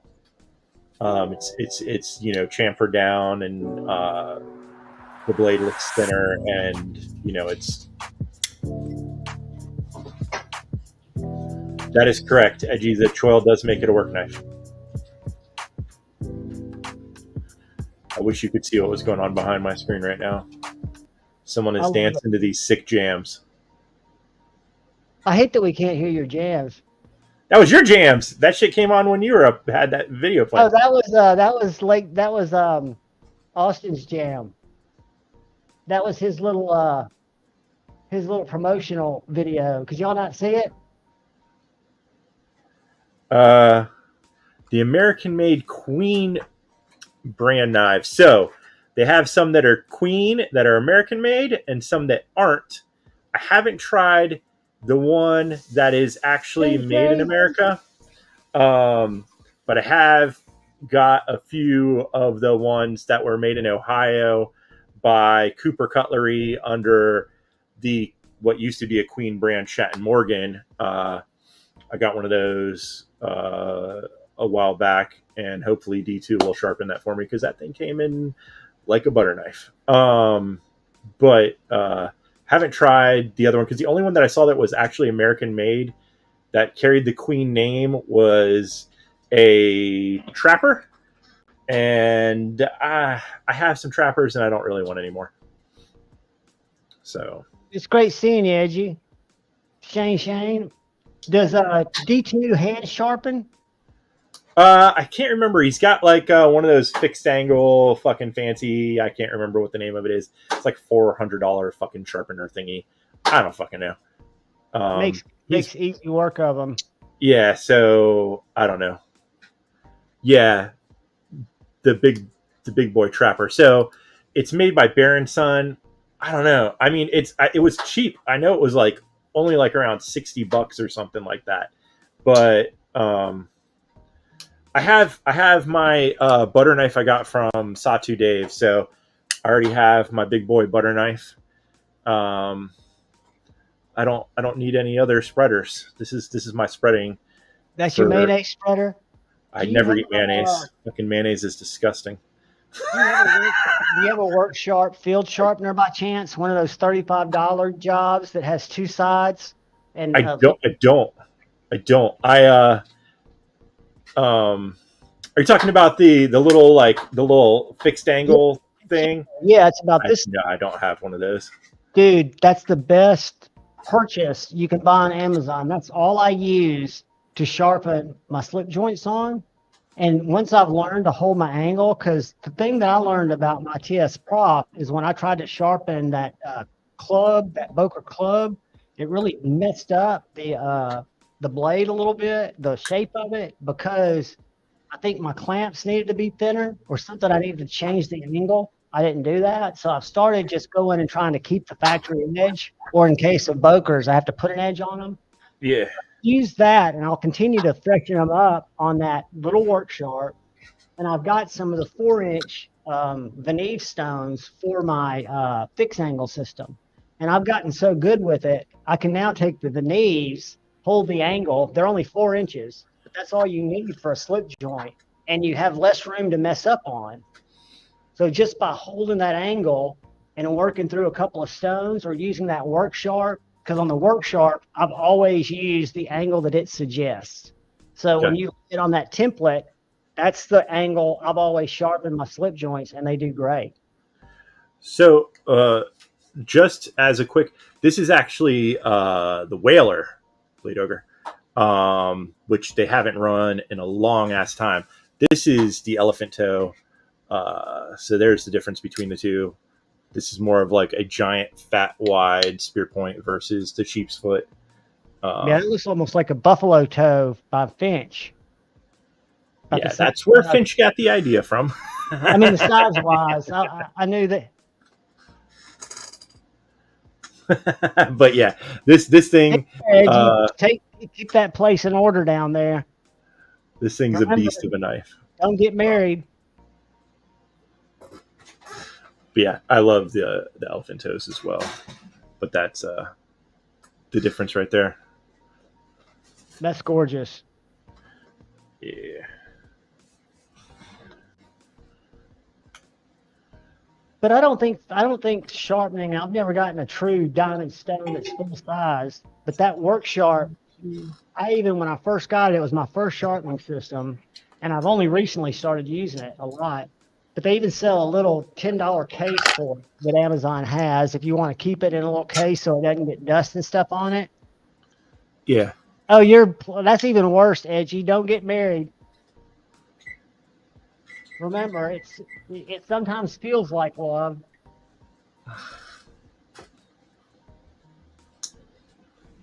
You definitely have to have a choil to make it a work knife. Sodbusters, not real work knives. I think I've got a Rough Rider Reserve Mateo that's a rhino toe. I think that's what this one's called. Yeah, I mean, so it's all based on like a similar idea, kind of, so to speak. I think the idea was like that this has only got, it's single-ended versus the double-ended. Why they went with like a different name to it. And then this one's got the swells, kind of like that one has. Mm-hmm. So it's slight differences, but, almost the same, pattern. For an actual slip joint tool, not thinking about everything else, I think these Rough Rider Reserves, every single one I've got. Jim, I know. Sodbusters were called something else, came from Germany as a butcher knife. Hey, buddy, if it makes you happy, love is a good thing. Don't let anybody tell you otherwise. Ride that wave. This is coming from an old surfer. Ride that wave till it hits the beach, buddy. And then just jump off and walk to the bar. That Rough Rider is one of the ones that I think was like one of the better ones that they did. This little copperhead? Sure. No, the rhino toe or whatever the fuck they call it. That little guy, it's not, it looks cool. When it closes, how is the blade like to the end of it, the way it comes in at the end? Very shallow. But I mean, the tip's in there good? Oh, yeah. On the side. But it seems like you could have gotten more blade in there, right? Well... But this is one of the most expensive. So the thing about that is that's based on, like, the seahorse pattern, or I forget what the fuck, the whittler. It's like a whittler pattern knife. I think we've discussed this before. In that, normally, instead of it just being that one blade, there's supposed to be two others that are sandwiched in there that you can, so when you open it, there's still two blades down there. And then it doesn't have that real thin part because your hand's resting on those other two blades, which kind of evens out the grip. You know what I'm saying? Gotcha. So normally when you see that shape, it's because it's from a whittler. And because you've got another blade that's keeping that from being so curved out. Okay. Yeah. So this is the Shatton Morgan version of it. I have that one and the GEC one as well, wherever the fuck the GEC is. And where does one acquire Shatton Morgans from? I was almost just being an asshole and said from your mom. No. So the company, it was originally from Queen, which went out of business a few years back. So these are from the old stock. So you just gotta hunt them down secondary market. And the prices keep going up because every year that passes is another year they never made knives. Greg, communication's key, buddy. All you got to do is keep communicating, keep loving and learning, and grow together. You'll be great. It can be a beautiful thing. They say that your wife can be responsible for 90% of your happiness. or 90% of your misery. And I don't believe that, because I believe we're all intrinsically responsible for our own happiness. But it can definitely contribute to the stream you swim up or float down. Brett, I will send you a link. I don't know how much longer we're going to be on here, because we got to go to Maddie. I'm leaving in 4 minutes. Well, we're getting ready to do a drawing too. So y'all go. I'm going to send you a link, Brent. I'm going to be doing a dinner. I got to go get dinner too before they start. So we're going to go about 3 hours. Let me find the link. Copy it. Send it.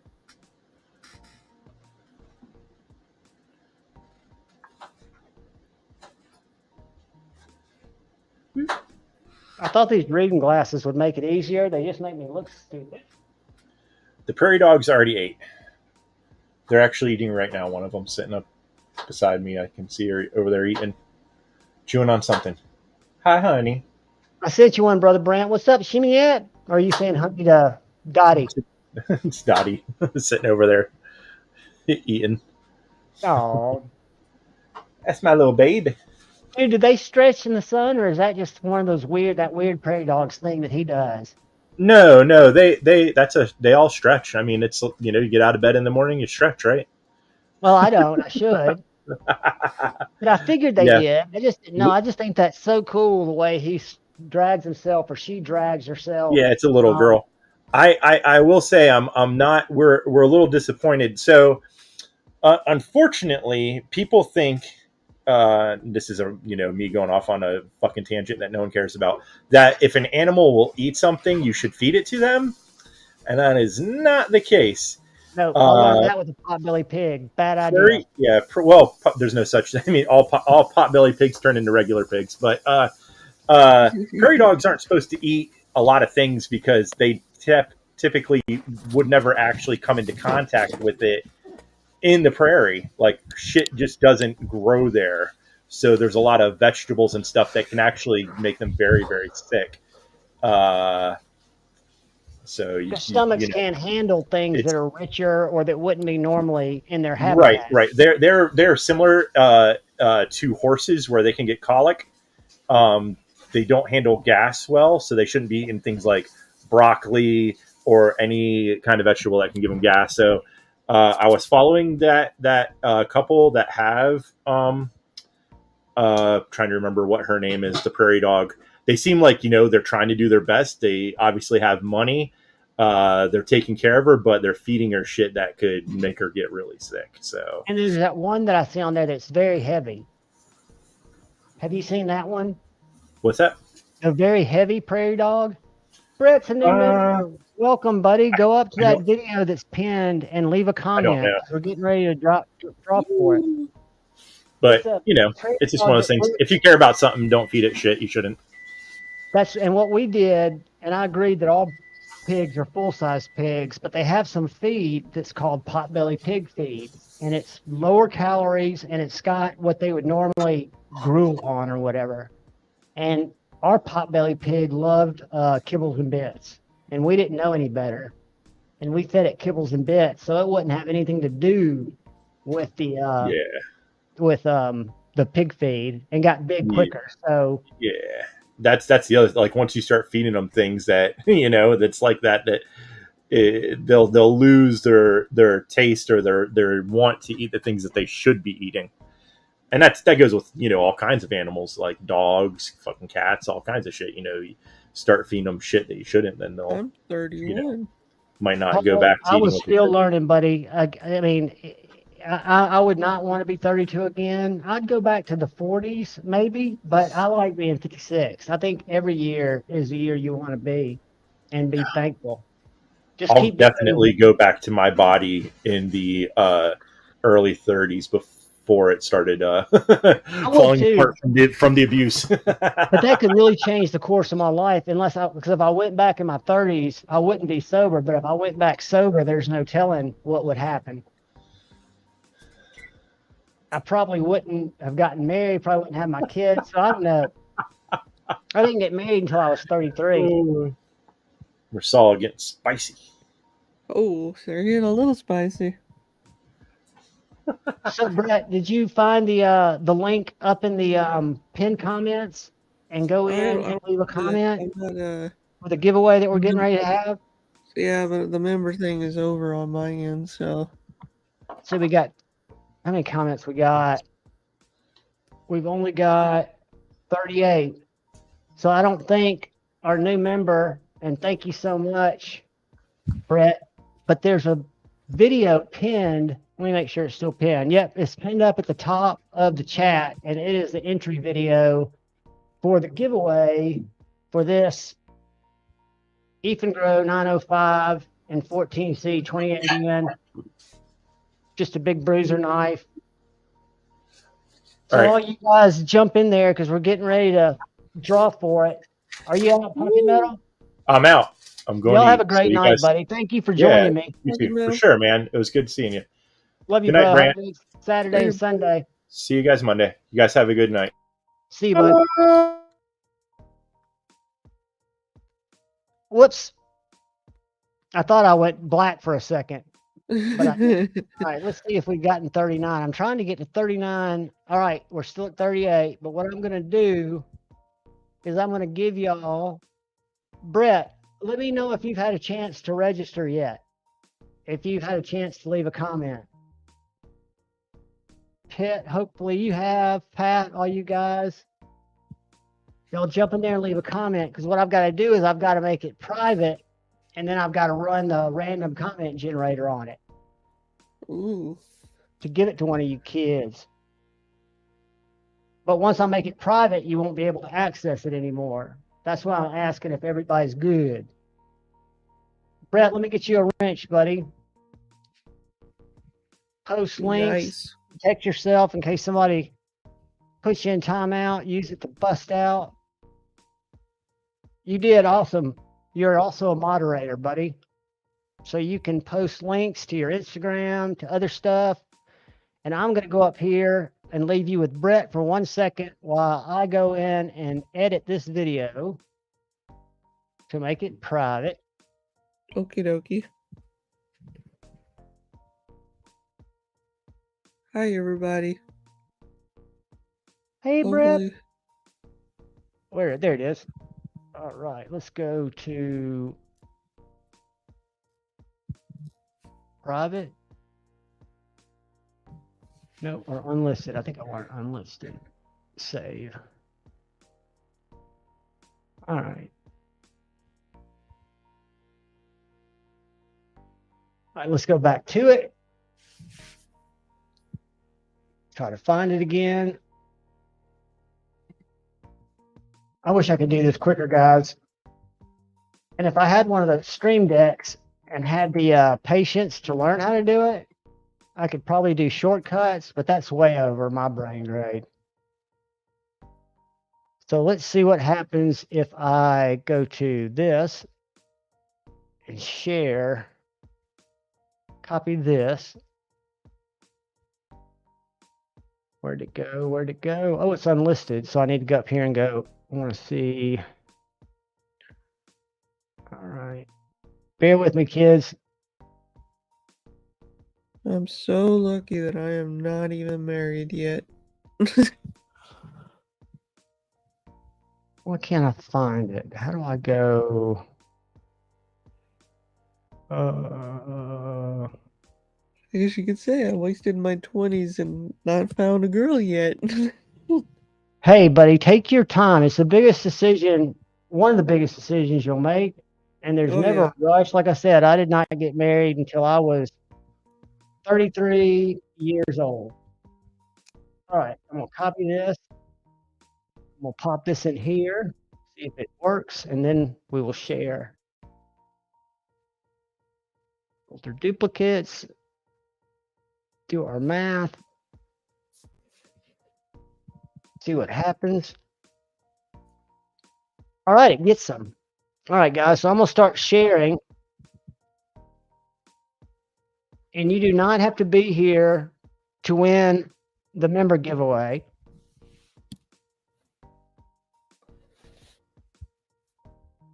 What happened? Oh, I got to close that out.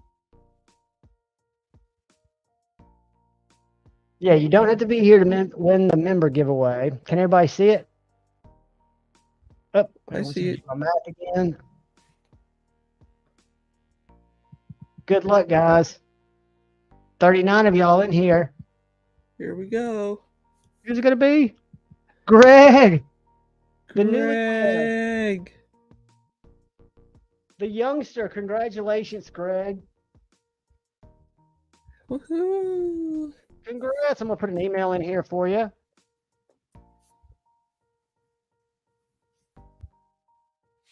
I'm stoked for you, man. This is a great knife. You will hopefully enjoy it. And here's my email at Gmail. Whoops. .com. Make sure I spelled it right because a lot of times I won't. So, buddy, if you email me tonight, I've got the box for this. I will box it up with a bunch of stickers and send it out to you tomorrow when I send out pretty frogs. So y'all came out. Brant, do you got anything to say before we blow out and go see Stead Faction? Because I've got to run to the store before they start. Well, all I'm going to say is be good to others, and also hashtag Internet Rule.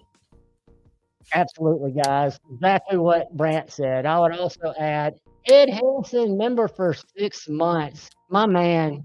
Dude, I love you, buddy. Ed Harrison has been just, I mean, you're a joy to meet, and I know we'll meet again, brother. We're only one state apart. We've got to rally.